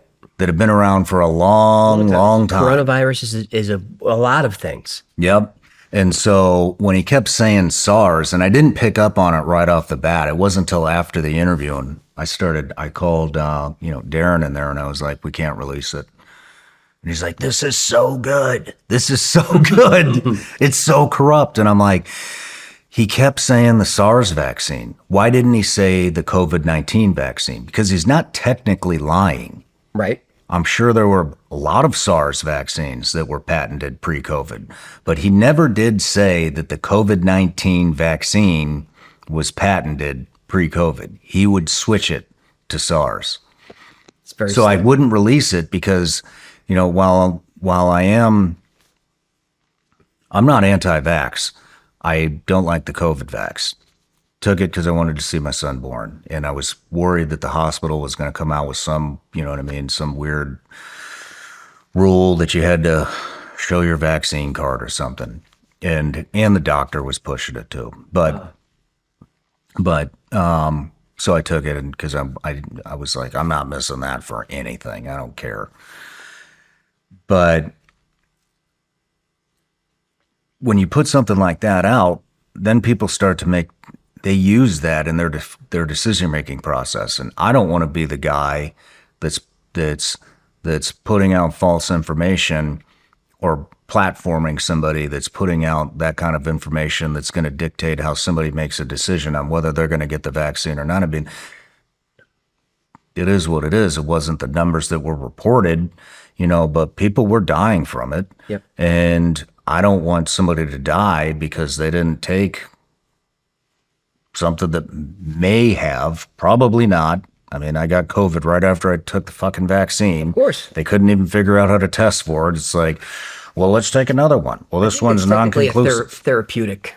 But I wouldn't put it out because I was like, I can't have people making decisions off something that I'm not certain about. I mean, we talk, we talk about aliens, we talk about conspiracies, but that's fun shit to think about. Doesn't really matter, Okay, so if it is true, it's not going to affect your decision making process throughout the day. You're not going to make life changing decisions based off of whether there was aliens or there isn't aliens, or they remote viewed alien bases in fucking Alaskan mountains, or if there's aliens on the moon. Like, cool. If they're there, they're there. And if they're not, they're not. Doesn't really, like, it might affect me, but there's no decision that I can make that's going to change the outcome of that. Right. And so I'm very particular about if I talk about a subject like that, I'm very particular on who I get and what's being put out.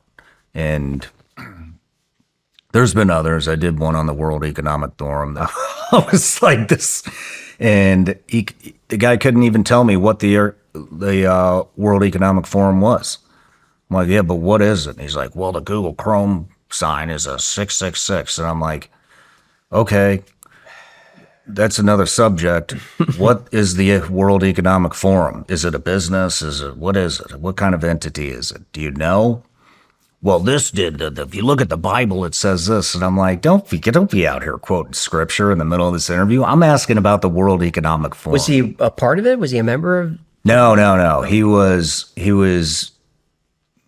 in a group that a lot of wild things came out of, and I'll tell you more about it after the interview. But I cut it. I was like, this is bullshit. Like, you're just trying to fucking get notoriety and fame and whatever the hell you're pushing. I don't know what it is, but it doesn't even make any damn sense. So let's just cut this right now. Get the fuck out of here. Yeah. But so I mean, the disinformation agents are everywhere, and also, I mean, I think a lot of people don't even realize that they are disinformation agents. It just, they get fed some bullshit from the government, and then they start talking about it, and they wrap their whole identity around it, and it becomes their identity. Well, I mean, we have Operation Mockingbird that really happened, where you've got 400 people in major news networks that are just mouthpieces for intelligence, and you had journalists that are actually operatives. And their cover was just, I'm a journalist. You had journalists introducing politicians overseas, and you had journalists that were essentially bagmen for the agency overseas, or they would say, you can use my hotel room for that meeting. So that's not 100 years ago, that's 30 years ago. And I don't think it ever really ended. I think that's why this platform is a problem, because you can have that interview, you can smell something that smells funny, and you can say, Darren, let's cut it. But MSNBC doesn't do that. They read it, and it's just out there. So, and you see all the media say the same thing. Fox, they all say the same stuff. There's no one saying, you know what, that didn't feel right, let's cut it. But you can do that here. Yep. That's a problem. We don't cut much. The only time I'll cut something is, we get a lot of military guys that were on high profile missions and stuff like that. And sometimes it's in the moment, it can be hard to know, like, is this still classified? Should I be talking about this? Am I giving up tactics? And so sometimes guys will call in and they'll be like, hey, could we just cut like that one sliver? I said somebody's name, that person is still in, or you know what I mean? And I don't want to blow their cover, stuff like that. I did it with the Sam Shoemate interview where we talked about the Tesla bomber at Trump Hotel in Vegas.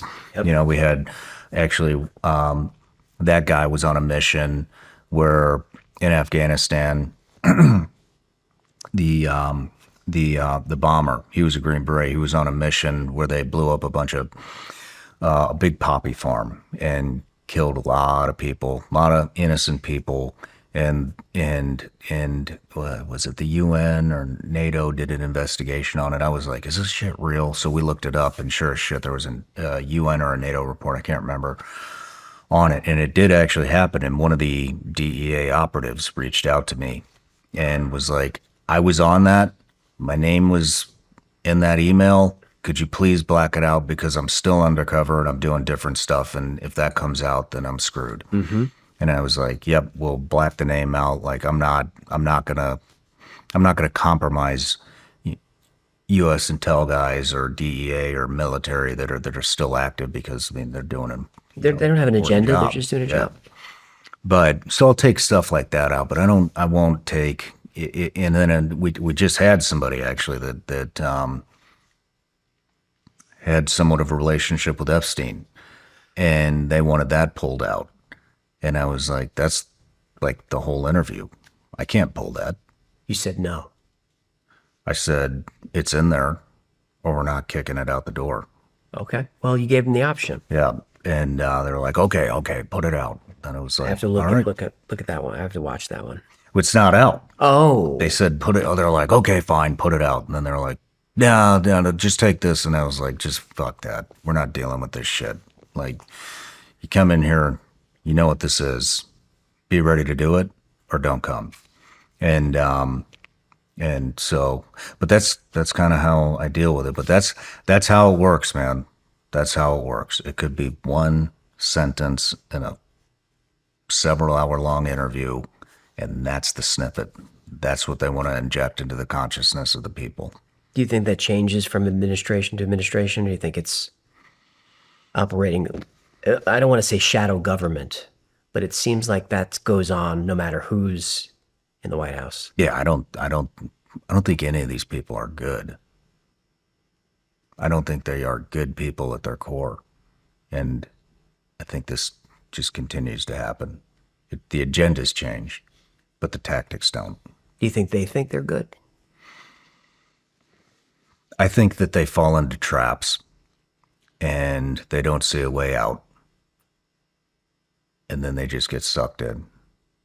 I can see that. I can understand that. I think some of them maybe start out. I think there are good ones in there. The only politicians that I really trust is Eli Crane out of Arizona and Tim Burchett out of Knoxville, Tennessee. Those are the only ones that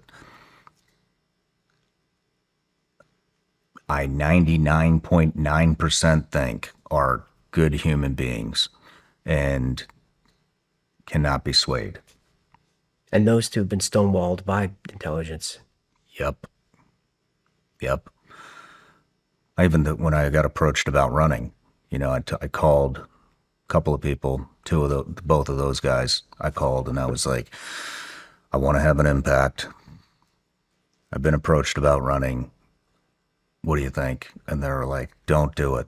And Eli, for an example, he's like, I can't get on any of these fucking committees.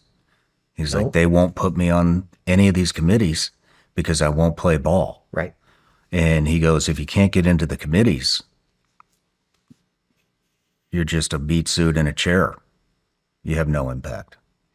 And on top of that, they said, what you're doing now has way more impact than you ever could have if you were gonna say that. to get into office. So I decided I'm not doing it. And then diving into it more, I do. I think that's how they're controlled and being, going like at the beginning when we were talking about the entertainment industry, which I hate. It's you start to see like they want you to talk about this subject. They want you to talk about that subject. They don't want you to talk to this person. And it's like, your job is to fucking get me business, not talk about who I talk to or what I talk about. Go get business. Don't fucking interfere with my show. Mm-hmm. And so I got rid of all of them. And I start to see it again, like I said, with politicians. You come in here, I think we share, at the beginning, some of the ones that I brought on, and a lot of these people weren't even on the radar to get picked up at the administration. So I didn't know. I didn't even know their aspirations. They were just good guests to get. But, now that I've created this network within politics, they try to manipulate me. Of course. And it can be hard to get a phone call from somebody very powerful that wants you to do something. And I just ghost them now. In fact, I'm getting ready. I had told you I get so paranoid about it that it sent me down this rabbit hole. I had to find the black phone that can't be traced. I found it, but it's going to be a big step to be untraceable. a really big step to be untraceable. Yeah. If you don't have a phone number, that's how you do it. And if you But don't have a phone number, I think the Patriot Act would find you relevant for investigation. well, I'm going to try it. So, but and then we're developing. The phone's very expensive, and so anyways, we're developing an app that's more consumer friendly, that doesn't have all the features that the phone has, but it's enough, and to make you invisible. I would like to learn more about that at some point. I'll tell you about it offline. Okay. I can't go too far into No, it quite yet. They don't want that app coming out. But it's happening. We're doing it, and but yeah, I think what happens is that they fall into these traps, not realizing they're a trap. That's where I was going in the entertainment industry. There's also traps. There's these favors. I did this for you. You didn't do that. You didn't do shit for me. I could have connected with that person on my own. Right. I didn't fucking need you. Go get business.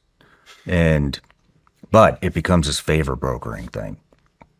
And what I see, and this is very recent, is I see how minuscule the favors are. And it's like, this person helped me do this, so you shouldn't talk to this person about this.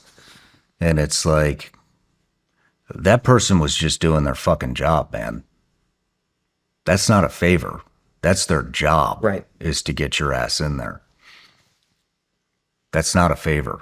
And so if the favors start at that minuscule of a level, then what happens when the big favors start coming up, like Epstein, protecting your friends, shit like all the corruption that we see happening. And I think they get so wrapped up in these favors and they get trapped, and then it gets more evil and more evil and more evil, and they don't see a way out, and they get addicted to power, really addicted to power, and they are controlled through favors, blackmail, shit like that. Don't do favors. I never ask favors. I was teasing Jeremy about it, just offering all kinds of great stuff, contacts, Can't. whatever. I said, I don't ask favors because when I do, I really need it. But I don't ask favors. That and those favors, yeah. I don't ask for favors either. No. But when you do, it's like, oh, he really needs a hand here. Yep. Have you seen guests you had on other shows that you released and realized you got burned? How so? What do you mean? Meaning like you let an episode go out and this person shows up on another show or two and you're like, God damn it, they got me. What do you mean they got me? They got that one line out. No. Okay. Well, I don't really watch any other shows. Okay. So like I said, I get all of my information through this. Not all of it, but the I scroll enough to get interest in certain subjects.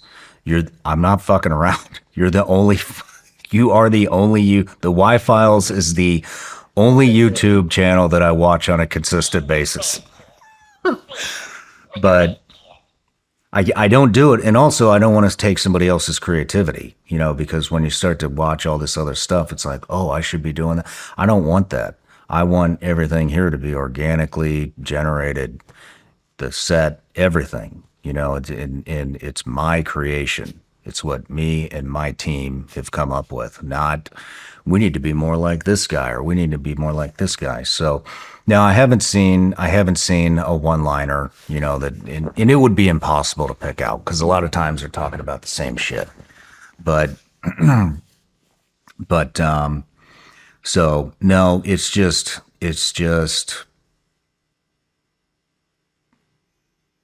a thought that'll hit me like a bolt of lightning all of a sudden, and it's like, that was a mistake. Yeah. But you couldn't have known. You couldn't have known it was a mistake at the time. Especially if they're really good at it. It's in retrospect that you see it. It's a very strange position that you're in. I don't envy it. It's tough. Yeah. It's a lot of stress and anxiety. I bet. Just with the things I do is stress enough, but this is serious what you do here. I'm just an entertainer. At least that's, I just talk to a fish is my line. Yeah, well, you're kicking a lot of rocks over. That can be There's a lot of dangerous. centipedes under there. Yep. I try not to I name names if I don't have to. I mention Clapper because that infuriates me.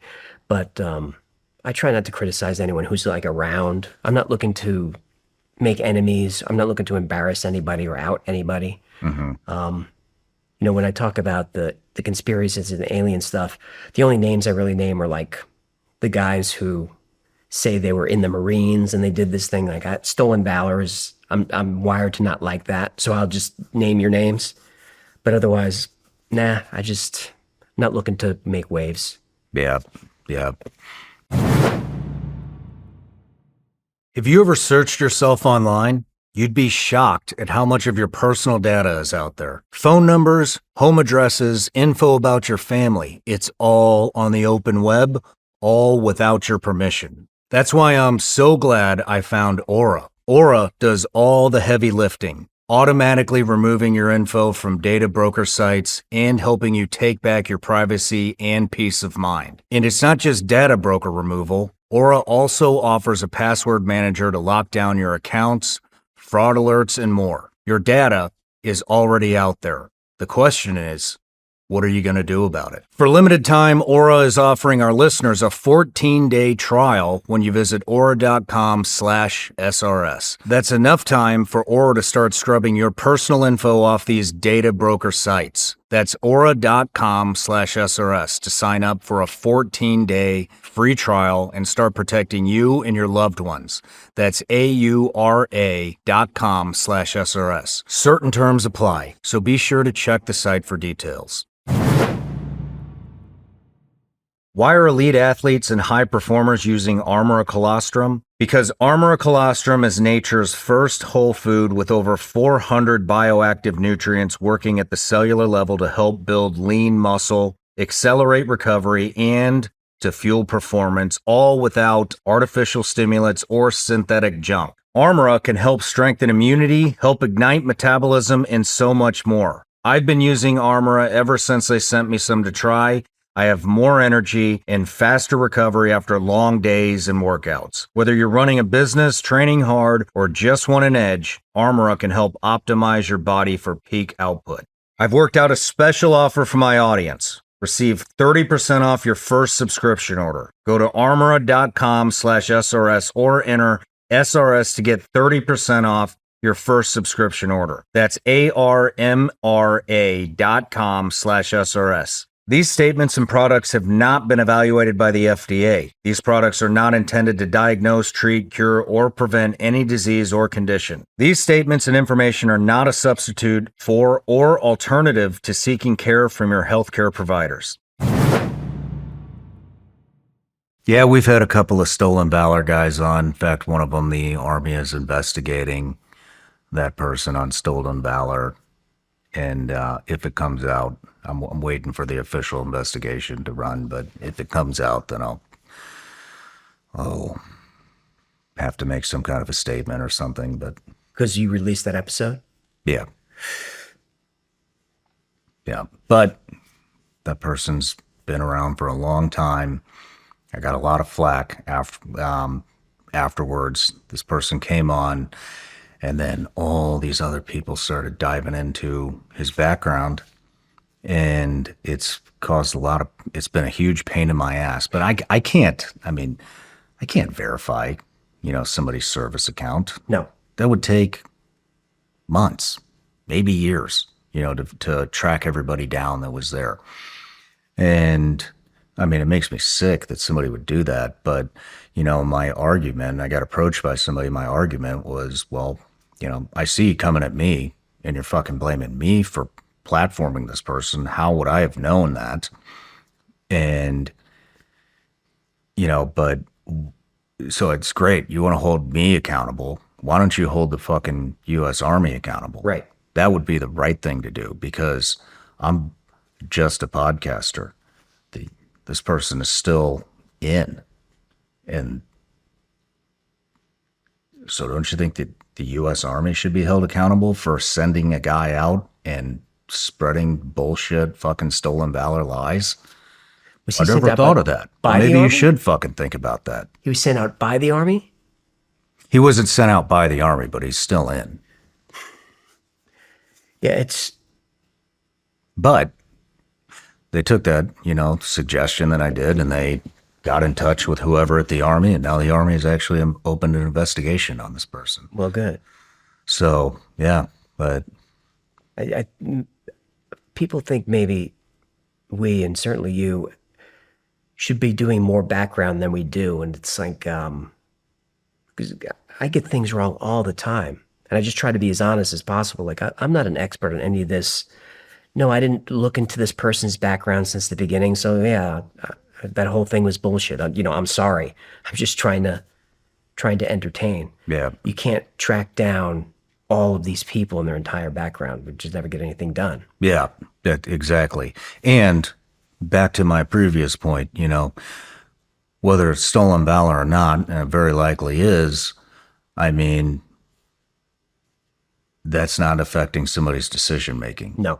So it's a, fictional novel that you're listening to instead of, actual events that happen. Now, it does really fucking piss me off because if you did that, that takes away from every other, heroic icon that's sat across from me in that chair, and that's disgusting. But, but did it affect somebody's decision making throughout the day? No, it didn't.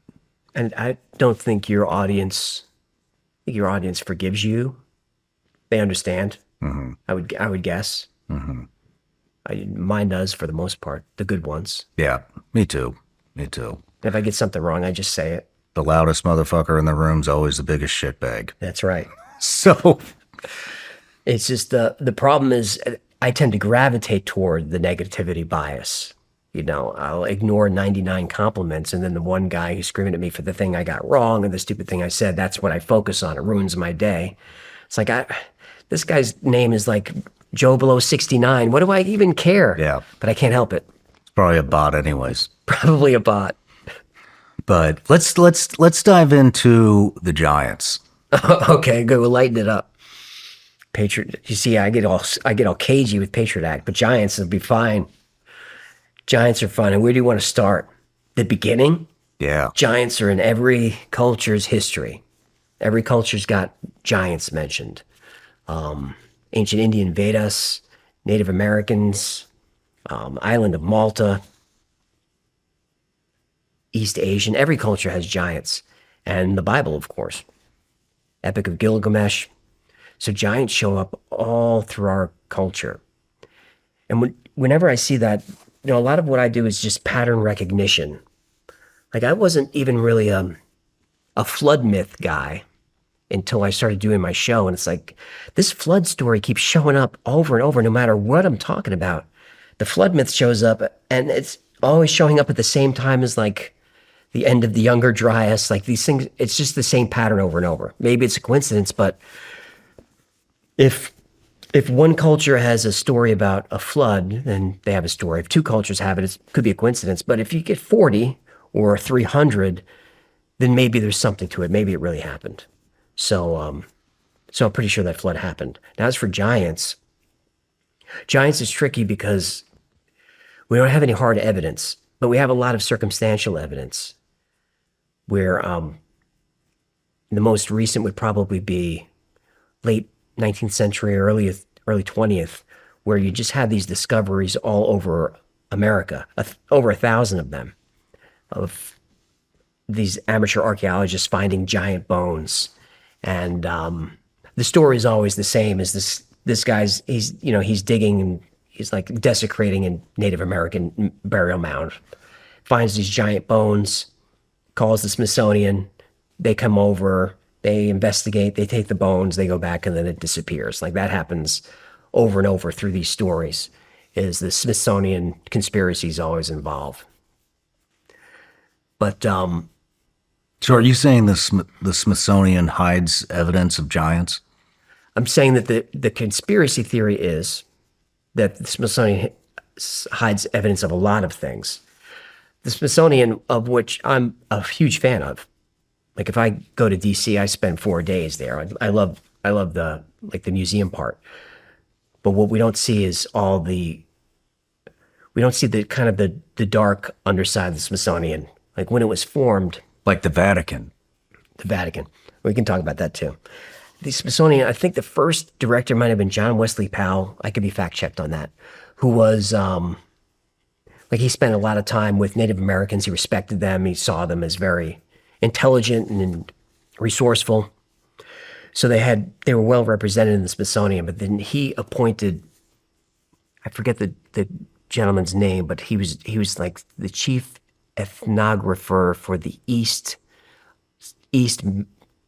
Ohio or something like this, some crazy title. And he gets into a position of power, and it turns out that sees Native cultures as Native Americans as not as subhuman. He called them specimens. He would put like their body parts on display and stuff. Look at these Native American specimens.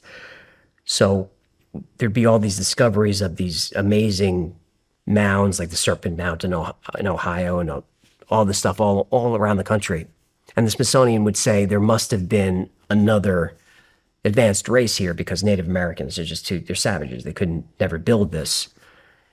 And that became kind of embedded in the Smithsonian for a long, long time, is this isolationist theory is what they called it, where before it was called diffusionism, where diffusionism was cultures from all around the world interacted. But then the new regime came in and said there's no way that Native Americans from the Mississippian culture could interact with the Mayas or the Incas. They were too savage to do that, which is ridiculous. That's like, saying that Carthage didn't have anything to do with Rome. Of course they did. And we've learned later that some of the biggest, most advanced cities in the world, of the ancient world, were here in America. Like the city of Cahokia was a Mississippian culture. It was bigger than London. It was bigger than Paris. It was like a big advanced civilization that just got kind of covered over. And so the Smithsonian just sort of had this worldview that they're just locked into it. And I think we see a lot of that with pseudoscience, pseudo-archaeology. If it doesn't fit the mainstream narrative, then you're marginalized, you're censored. Again, Graham Hancock, when Ancient Apocalypse came out, it was called the most dangerous series on Netflix because it was white supremacy and all this crazy stuff. White supremacy? Because if it's an advanced civilization that was here before us, the implication is that it was white. When he never says anything like that. He's married to a woman of color. So it's infuriating. Because he took a lot of heat for that show. I love that show. Of course. And you don't have to believe all of it. And I don't subscribe to everything he does, but I'm fascinated by the topics. And we can get back to giants in a second. I'm just trying to set up that there are forces that want to keep certain things away from us. Mm-hmm. There's an initiative right now to have the Smithsonian catalog and make public everything they have there, which I don't think is going anywhere. The Smithsonian gets very strange carve-outs of laws. There was a law passed not too long ago which required all museums to return anything that was of value to Native American cultures back to the tribes, especially if it was funeral, anything that have to do like funeral, whatever it's called, death rights or whatever, to return all that stuff. So this law is passed. The museums have to do all that. But specifically it says in line after line, Smithsonian is exempt. Smithsonian doesn't count. Smithsonian doesn't have to do any of this. So they don't have to respond to any of it. So then we go back to Grand Canyon or the giants, and we don't really know. It's hard to know what's true because there's over 1,000 reports in newspapers of these findings. But the mainstream narrative is it was giants were cool at the time. It was hoaxes, and it was just to make money. But it's just too many coincidences. And there's one giant story that's interesting because it overlaps several cultures, native cultures, where you've got in like the Mississippi Valley, they have these Indian myths about these giants that they're cannibals, so they're eating the people, and they get driven west by the tribes. They unite and drive them west into like Nevada and California, and they end up at what's known as Lovelock Cave. And the Lovelock Cave giants are famous giants. They're the red hair giants. So the story goes that they're at war with all these tribes, and during the war, when the natives are falling, they're like eating them in the battlefield. So it unites the tribes, and they drive them into Lovelock Cave, and they seal the cave, and they set fire to the whole place. And an archaeologist goes in there and finds sandals that are like size 29, and these giant clothes that, like, I'm not making this part up. You can go see this. Like, why is there a sandal that's this size, that are all found in the cave, and bones and red hair? But, and all that stuff has been sent back, and then it's just gone. And as recently as just maybe like 20 years ago, at some point, someone discovered these giant coffins with lids on them, and they were sent to the Smithsonian. Was there anything in the coffin? Not that I'm aware of, but they were coffins, and they were big. And native cultures didn't do that. They didn't have coffins or bury their dead. At least none that I'm aware of. That was not part of their culture. So this was very strange.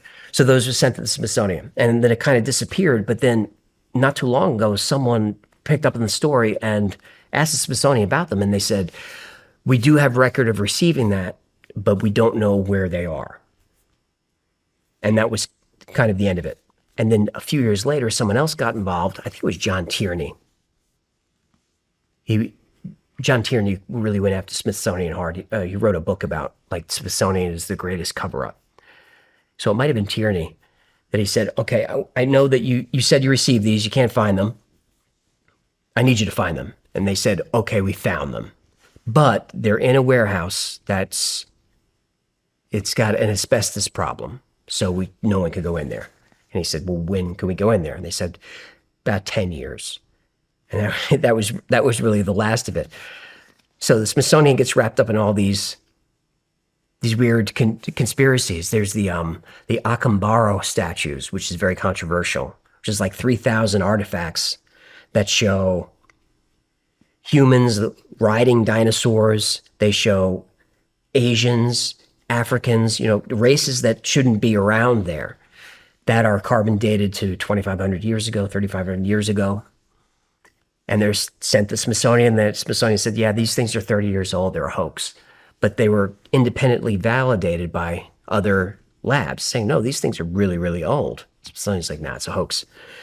And then as time goes on, all those other labs become discredited, like, "Oh, their techniques weren't modern." And that's kind of where the Acambaro has ended up, as far as I know. Because I don't know if anyone really cares enough to follow up on stuff like that. I do. So I kind of want to know, like, what do you have down there? I think they have almost 1 billion artifacts that we can't see. And I just want to know what they are. So all those giant bones that were found, okay, I'm sure 99% of them are hoaxes. And maybe there's a 0.5% that were mastodon bones that were misidentified. But what happened in Lovelock Cave? We know stuff was in there because there was a tribal leader, a woman who became kind of a famous author. She had red hair woven into like some of her traditional garb. And she said it's from the Lovelock Giants. Like, where did she get that red hair? So I'm not saying it's real. I'm just saying I would like to know what's the chain of custody there. So there's just a lot of those. I mean, this all came from biblical stuff, though, correct? Yeah. So the biblical giants, you don't see much of them in the canonical Bible. The Nephilim are mentioned once, and I could talk about them a little bit. But we learn more about giants when the Book of Enoch is discovered. And the Book of Enoch was discovered when, like, an adventurer, I forget when it was, maybe 18th century, was looking for the source of the Nile River, which was kind of a big deal at the time. And he found it. And it was somewhere in Ethiopia. And he gets to know the locals there, and they're Ethiopian Jews that have been there for 3,000 years. So he's friendly with them. They take him up to their, whatever you call it, their church, and he sees this giant book. What's like a giant book? What's that? He said, that's the Bible. He said, oh, it's a Bible? They said, no, that's the Bible.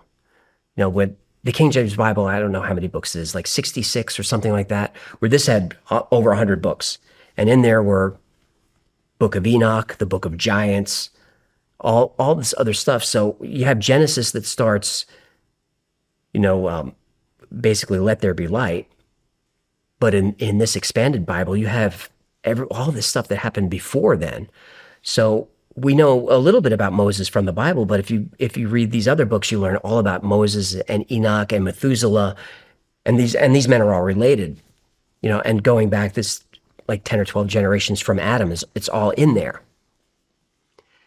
And this kind of ties in with the pseudo-archaeology and how mainstream wants you to stay in your lane. So this book is discovered, and they've had this for thousands of years. There's the story of the Queen of Sheba.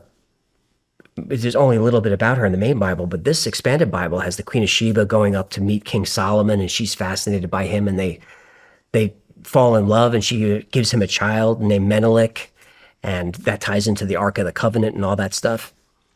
So we have that one story, but it's kind of an outlier. It's Ethiopian Jews, which is kind of strange, but legitimate. But then much later, the Dead Sea Scrolls are found, and then among the thousands of parchment there's the Book of Enoch, copies and copies of it, and the Book of Giants. So the story is that there's these sky gods. And this story, for people who know it, is going to track exactly with the Anunnaki. It's going to track right with it. This Bible story is going to track right with it. So you've got these sky gods, and they send watchers down to Earth. And their job is to shepherd and guide humans, teach them animal husbandry and agriculture and all that stuff. But the watchers become corrupt and fascinated with human women. And Hecklefish says, oh, that's not going to end well. And it didn't. So the watchers, who are probably angels, they interbreed with humans, and then their offspring are the Nephilim. And the Nephilim are they're giants. In some books, they're 350 feet tall. They're vicious. They're violent. They're cannibals. And these are the unholy offspring of the angels and humans. Is it angels and humans or demons and humans? In the earlier books, what's the difference? I don't think the books really take a stance, because the Watchers are there with good intentions. But I think there's lessons in all of that anyone could be corrupted. Certainly, Persian women are pretty enough. So the giants now they're ravaging the world, and they're just making a mess of things. And that's when God decides it's got to stop. We got to start over. And then he wipes it away with the flood. But the Book of Enoch expands on all of that and has Enoch going up to heaven to speak to God. And that's heresy to say, because heaven's not supposed to be a place. Like, mortal man can't go to heaven. It certainly can't come back, but Enoch did. And he was specifically taken there. I think he was taken there by Uriel and taken up there in a chariot of fire.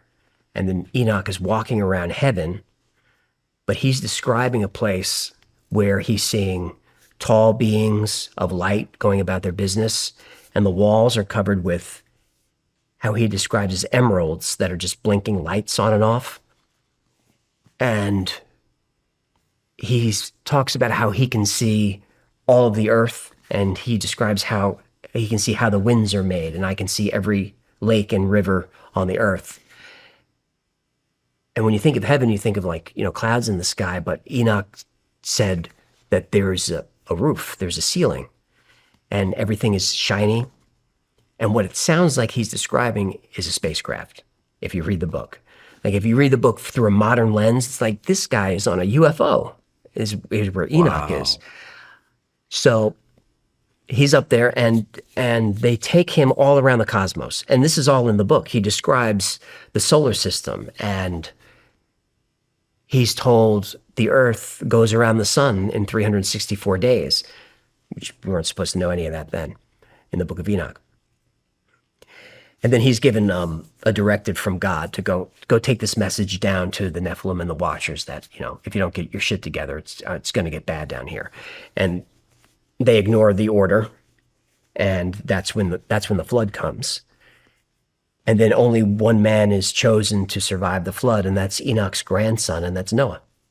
And that's where the Noah's Ark story comes from. But it tracks pretty closely with the Anunnaki story and the Cataclysm, and it tracks a little bit with the Epic of Gilgamesh and Utnapishtim and the flood there, and a lot of these other stories. Wow, that's fascinating. I think so. Didn't the Smithsonian cover up Adam and Eve or something? Are you talking about the Adam and Eve book? Yes. Oh, that's a different one. That's so that's a book. It was released in 1966 by Dr. Chan Thomas, and it's called The Story of Adam and Eve. And that story title sounds cute until you read it and you realize he's talking about really Adam and Eve.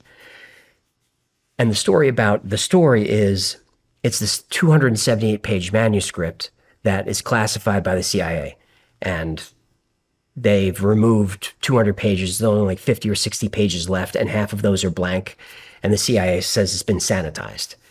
And the reason that the CIA was so interested in the book of Adam and Eve is because it describes the end of the world. And Dr. Thomas in the book talks about pole shifts and what happens when the poles shift. Something happens to the inner core of the Earth, our electrical field gets thrown off, and when that happens, the poles shift, and it's something that happens over and over and over again. And his pole shift is a 90-degree shift, so Antarctica goes to the equator, and the equator goes down south. Like it's violent. And as it's shifting, the atmosphere continues to rotate, west to east. So that he describes in the book just walls of water and this wind and debris just tearing across everything. Cities are reduced to waste. He says New York, Boston, Chicago, LA are nothing but memories. New York is at the bottom of the sea. And Antarctica is at the equator and becomes, like a tropical land. And the story is the CIA wanted this suppressed because it would cause chaos and all of that. And that was a story that was recommended that I cover. And it was one that I got a lot of people angry at me because I debunked all of it. I debunked the whole thing. That it was never 287 pages or whatever. It was just 50, 60 pages. And it was never classified. What happened was, and they said Chan Thomas was a fake name, but it's not. His name is Dr. Chauncey Powers. Chauncey Powers Thomas. And the book was never classified. What happened was he was an engineer at McDonnell Douglas working on anti-gravity and missile guidance and kind of some weird stuff like that. And his coworkers said he's very intelligent, but he's kind of eccentric. And what I believe happened, because I found the CIA file on him, is they've got the book, but there's also like People magazine, and there's a shopping list, and there's these like random documents. And I think it was just, he's working on this like top secret stuff. He's wacky. They probably had just an officer just keeping an eye on him. Like, we just keep a file on him because he's on Johnny Carson. This is a weird guy. He's not supposed to do that kind of stuff. And then, and the book was never really classified. He updated it and updated it. It was never classified.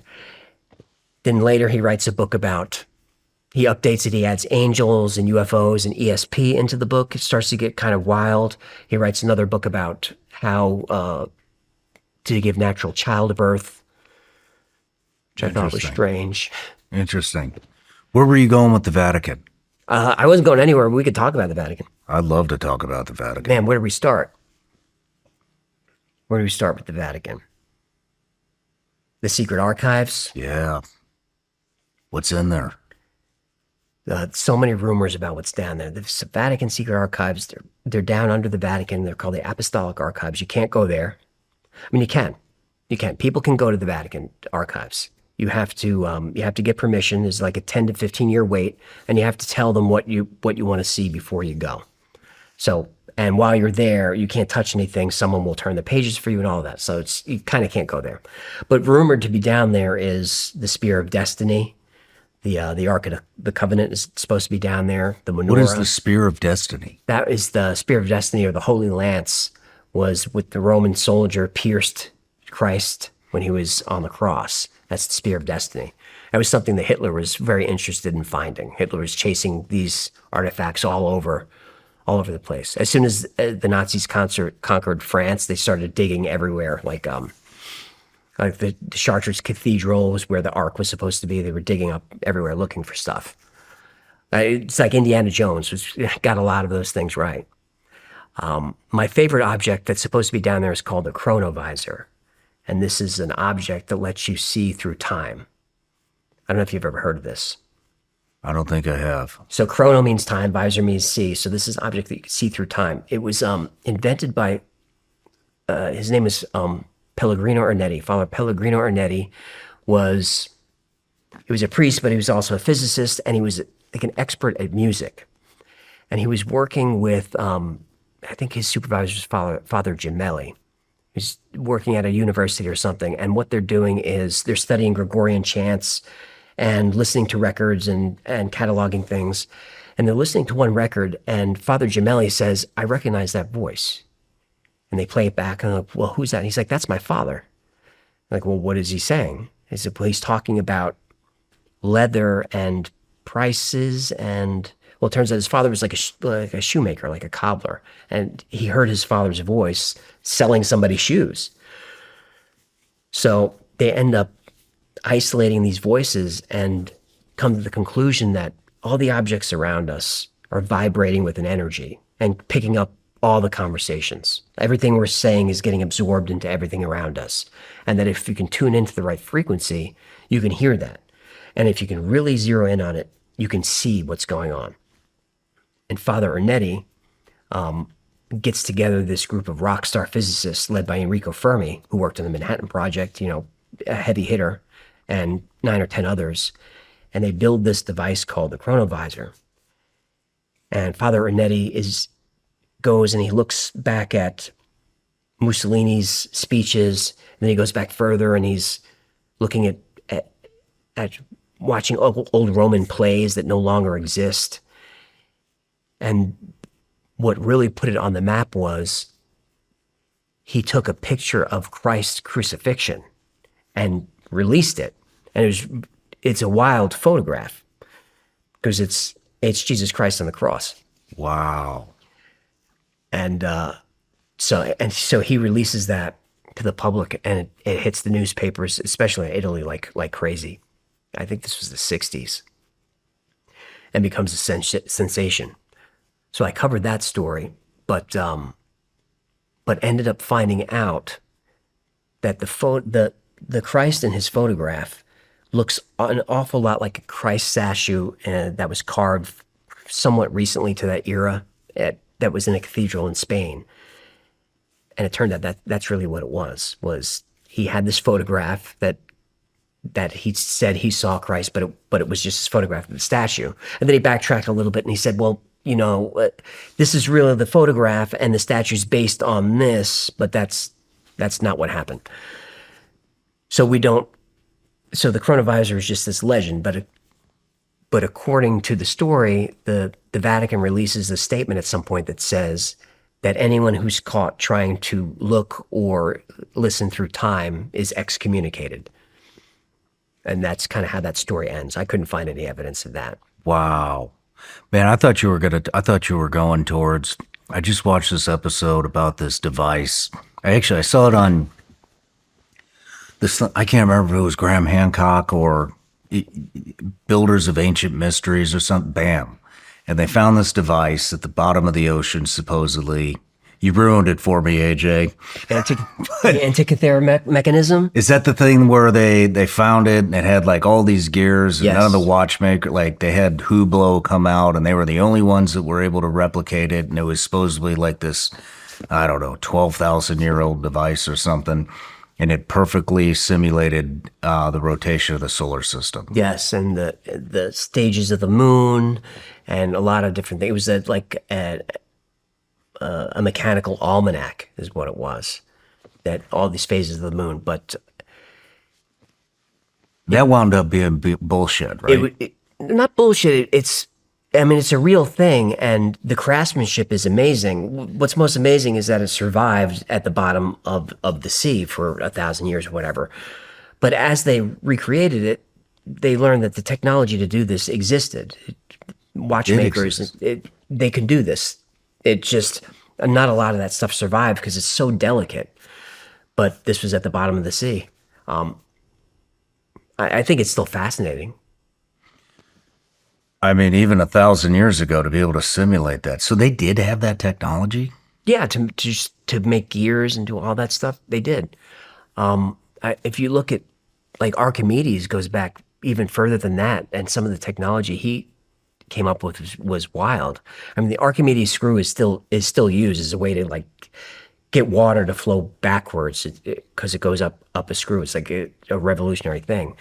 But he was famous for creating all these crazy weapons. And one of his famous weapons was these giant mirrors that he used to burn the Roman fleet when they were sailing into, I think he was from Sicily, was Archimedes. So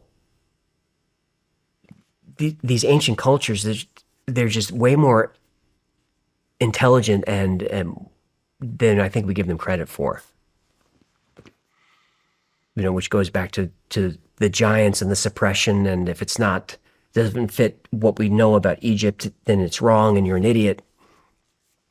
But our ancestors were pretty resourceful. They made some cool stuff. Yeah, no kidding. I mean, back to Stonehenge, Machu Picchu, Easter Island, the pyramids, all that stuff, man. It's wild. It's like...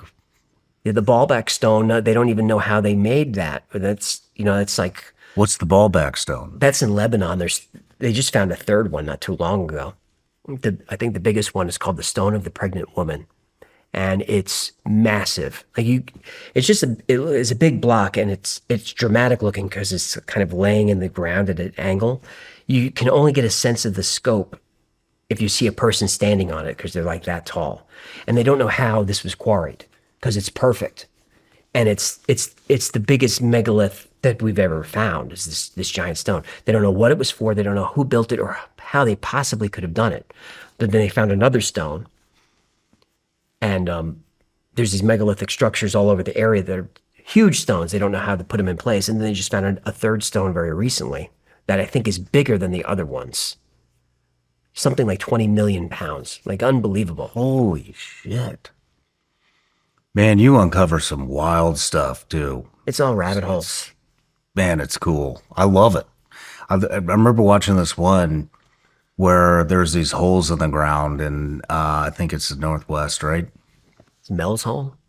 Is that what it is? Where this guy was like, put fishing line down there, you can never Yes. find the bottom. Yeah. That's Ellensburg, Washington. That's so do you want me to tell you the story? Yeah. Do you ever go see this stuff? No, not really. Why? Well, I mean, if I debunk a story, why go see it? Did you debunk that? How can I tell this? How can I tell you that I haven't told the story yet? Let's hear it. All right. Mel Waters buys this property in Ellensburg, like the Monastash Ridge in Washington, in that area. And there's a hole on his property. And he sees that, like, all his neighbors are throwing all kinds of crap into the hole, like old washing machines and all kinds of stuff. They're just using it as a dump. And so he starts doing the same thing. They're all just throwing stuff in the hole. And after a while, he wonders, why does this not fill up? It's very strange. So he goes over there, and he's just he can't see the bottom. He can't hear an echo. And he's out there investigating with his dog. And he's looking, and he looks, and his dog won't come close. Like his dog is like, will not come near the hole. And he looks up and birds are flying around it. Like no, nothing wants to come near this hole. So he wants to figure out how deep this thing goes. And he's a fisherman, so he puts fishing line down there and he's got 5,000 feet and he doesn't hit bottom. He does another spool. He's got 10,000 feet. He ties lifesavers on the bottom of it to put it down there to see if they'll come up dissolved. Maybe it's a well. 20,000 feet, 50,000, till he hits about 16 miles of line down and he doesn't hit the bottom with it. So he 16 miles 16 of line. miles of line. So 16 or 60? 16. Jeez. And he notices that his radios are acting weird. When he's out there working, he's listening to his radio, and when his radio's near the hole, he's picking up these strange things. Like he's hearing old time music, which doesn't make sense. And then he tunes a little bit and he catches a baseball game. He listens to that for a minute and realizes it's a game from 30 years ago. So something is affecting like time around the hole. So at this point, he calls into Art Bell at Coast to Coast. I don't know if you remember Art Bell on that show. Oh, yeah. Back then. So he's telling Art this story about how weird this hole is. He talks about how one of his neighbors, his dog died, and he threw the dog down the hole. And the next day, he sees his dog running through the woods with his collar on, but he won't come. It's like he acts like he doesn't know him. Like the hole is doing weird stuff in the area. So he talks to Art Bell a little bit about it, and then Art is trying to get in touch with him and can't. And then finally does, and Mel Waters says, "I wish I never called you." He said, "So I talked to you," and he was out of town for that interview. He said, "I got back into town. I couldn't get on my property." He said there was heavy machinery there. There was military there. They wouldn't let me up. Some guy in plain clothes came down and said, "You can't come in here." I said, "Why? This is my property." He said, "There was a plane crash, so we have to investigate it. There's no evidence of the plane crash. There's no news." And Mel starts to get kind of upset. It's my property, my land. And then the guy in plain clothes says, "I'm not saying we will, but we could find a drug factory or something on this land. I'm just, saying that could happen if you want to press this."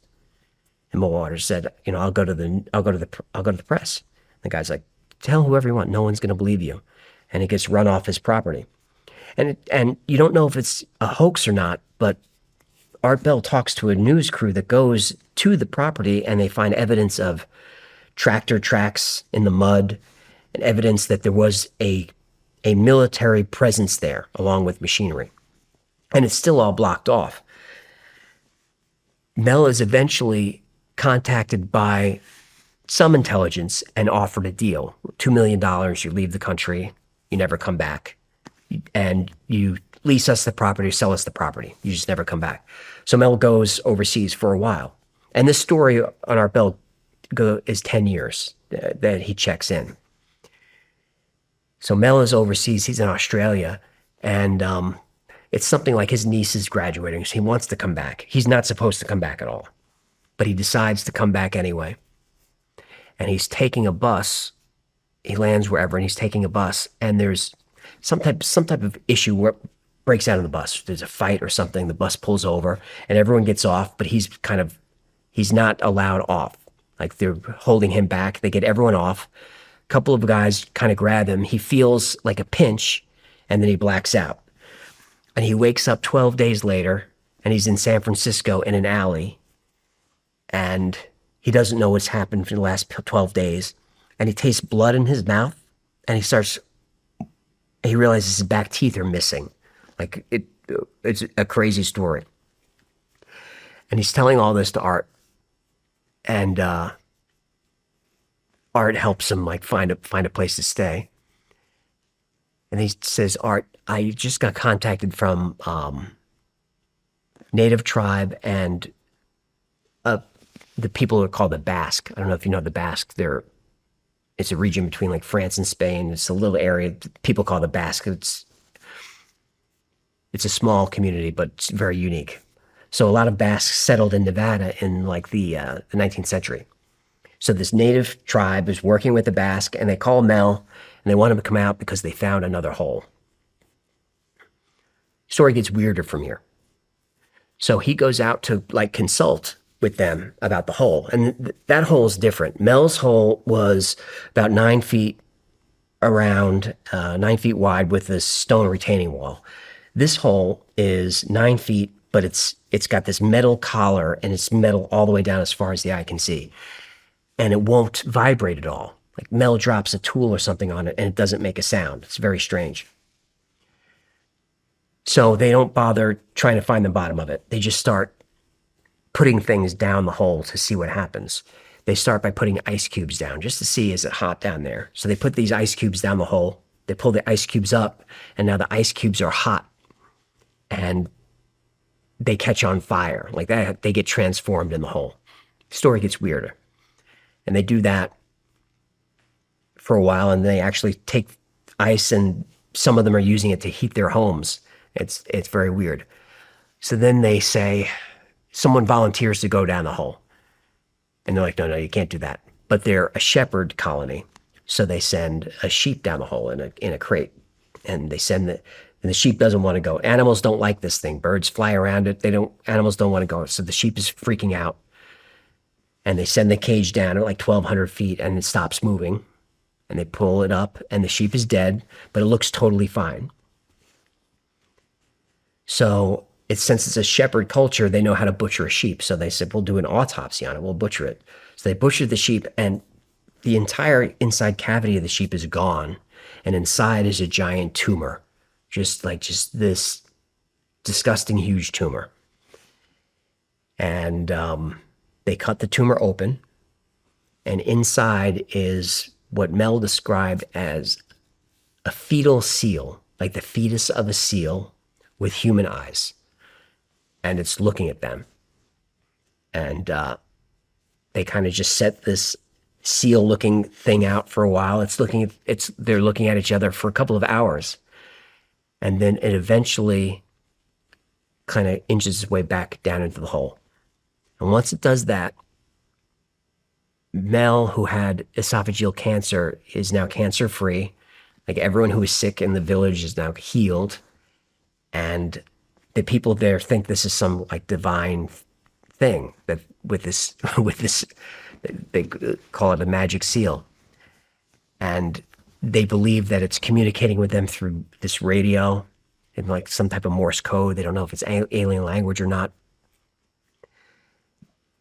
And he's telling Art that I've got pictures of this. I've got recordings of it. I've got all this stuff, photographs.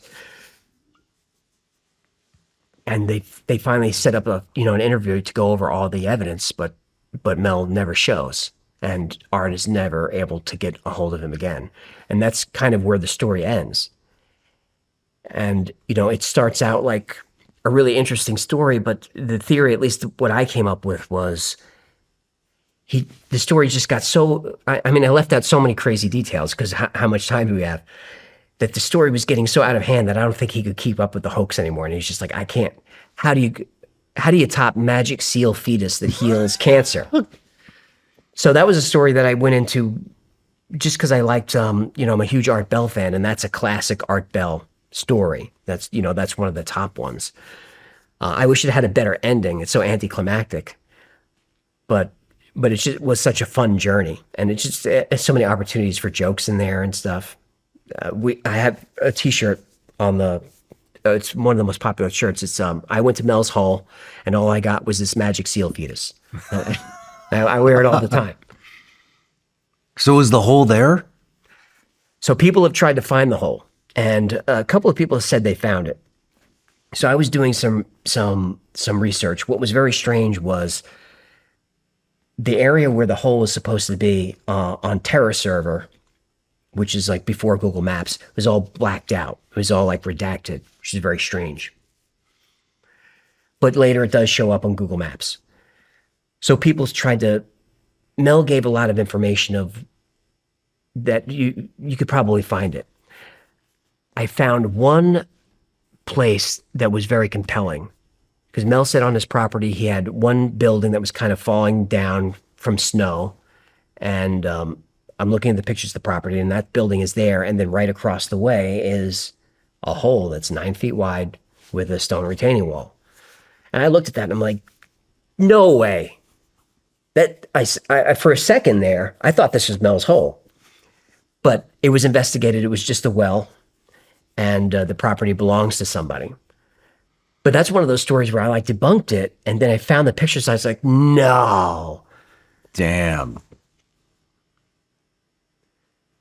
yeah. Stuff's crazy, man. I know this kind of stuff that I talk about, and that's sometimes the stories just get weird and weirder, and then they just fall down. That's Mel's Hole. It's just a crazy story with no strong ending. Damn. How do you find these? Well, that was easy to find because as an Art Bell fan, I can name like the top 5 episodes that are my favorites. So Mel's Hole is one. Art Bell fans know that one. They know that one in and out. That's why it's so popular. Art Bell fans don't know me, but they're like, oh, Mel's Hole, I want to hear about that.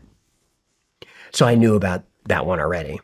Most of the other stuff, it's either sent in to me or it's my brother is into all the weird stuff. He goes to the UFO conventions and hangs out with Thomas Jane and Barefoot and talks about UFOs and stuff. He does all that crazy stuff. So he'll say, oh, you gotta look into this, you gotta look into that. And I know if it sounds really stupid that it's gonna be a good one. Have you looked into Bigfoot? Yeah, I looked into it. The famous part of Bigfoot is the Patterson film. It looks pretty good. It's the one that I think everyone's seen. You see the Bigfoot, he's kind of walking in the distance. And he looks back over his shoulder.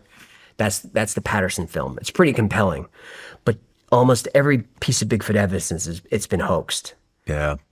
Sounds like the Loch Ness Monster. Loch Ness Monster also, I couldn't find any evidence of it. The famous photos, I debunked all of those. It's like Didn't it? Was it taken in a bathtub or something? One of those was. It was a bathtub. One was just a boat. People hated that one. But Bigfoot's fun because there's native stories that go back a long time that talk about these giant creatures covered in hair, but they lived interdimensional. So it's like you're not going to go find them because they can just phase into a different dimension. Yeah. Which is convenient, but Yeah. yeah, I'm not a Bigfoot guy. Those are called cryptids, which are these creatures that are like outside of, cryptozoology. And I don't like cryptid stories. I do them because people like them. So I covered like all weird creatures, whether it's the Jersey Devil or Bigfoot or Chupacabra or all these creatures. I cover them because people like them. But the evidence always sucks. And my show is not like... When I was starting the channel, looking at these topics, there were 2 types of channels. There were the ones that were all in, Darren, right? Just everything's true. And it's like, well, yeah, but what about it? It's like, no, true. And then the other stories where you're just people telling these weird stories, but they're like snarky and sarcastic. Like it's condescending. Mm-hmm. I don't want to name any YouTube creators, but you know who you are. And that annoys me because that's just making the story about you, about how smart you are, and I'm stupid because I think this is a cool story. So there was just that. So I said, well, why don't I tell the story and make it fun? And then if anyone wants to stick around for what I found, I'll do that. And most people don't. You do a damn good job of it. As soon as I say, but is it true? I see the numbers go, everyone's like, nope, don't care. Don't care. Oh, man. What, if I can ask, you don't have to answer this, but what do you line up for the future? It's really just the conversation end of the show. That's the next phase. The studio's built. It's called The Basement. It looks great. It's like what you would imagine would be the basement underneath the Wi-Fi studio. It's kind of old school and musty. It's super fun. It's ready to go. All it's just waiting for is for me to have the guts to book a couple of people and get to work. Well, I hope you find it quick. I really do. I'm looking forward to that. I think that's going to be awesome. Awesome. Well, AJ, man, I'm just so thankful that we connected. I loved this interview. It's one of my favorite. Well, thank you for letting me ramble. Hey, anytime you want to come here and ramble, I'll just come here and shoot. hey, we could do that too. I got a lot more guns than the Winchester lever action and the SIG. So Thank you. love to have you again. I would. And maybe at some point I can come check out the new studio. Please, anytime. I would love that. Well, thank you, man. Good work. Seriously. Keep up that work. It's awesome.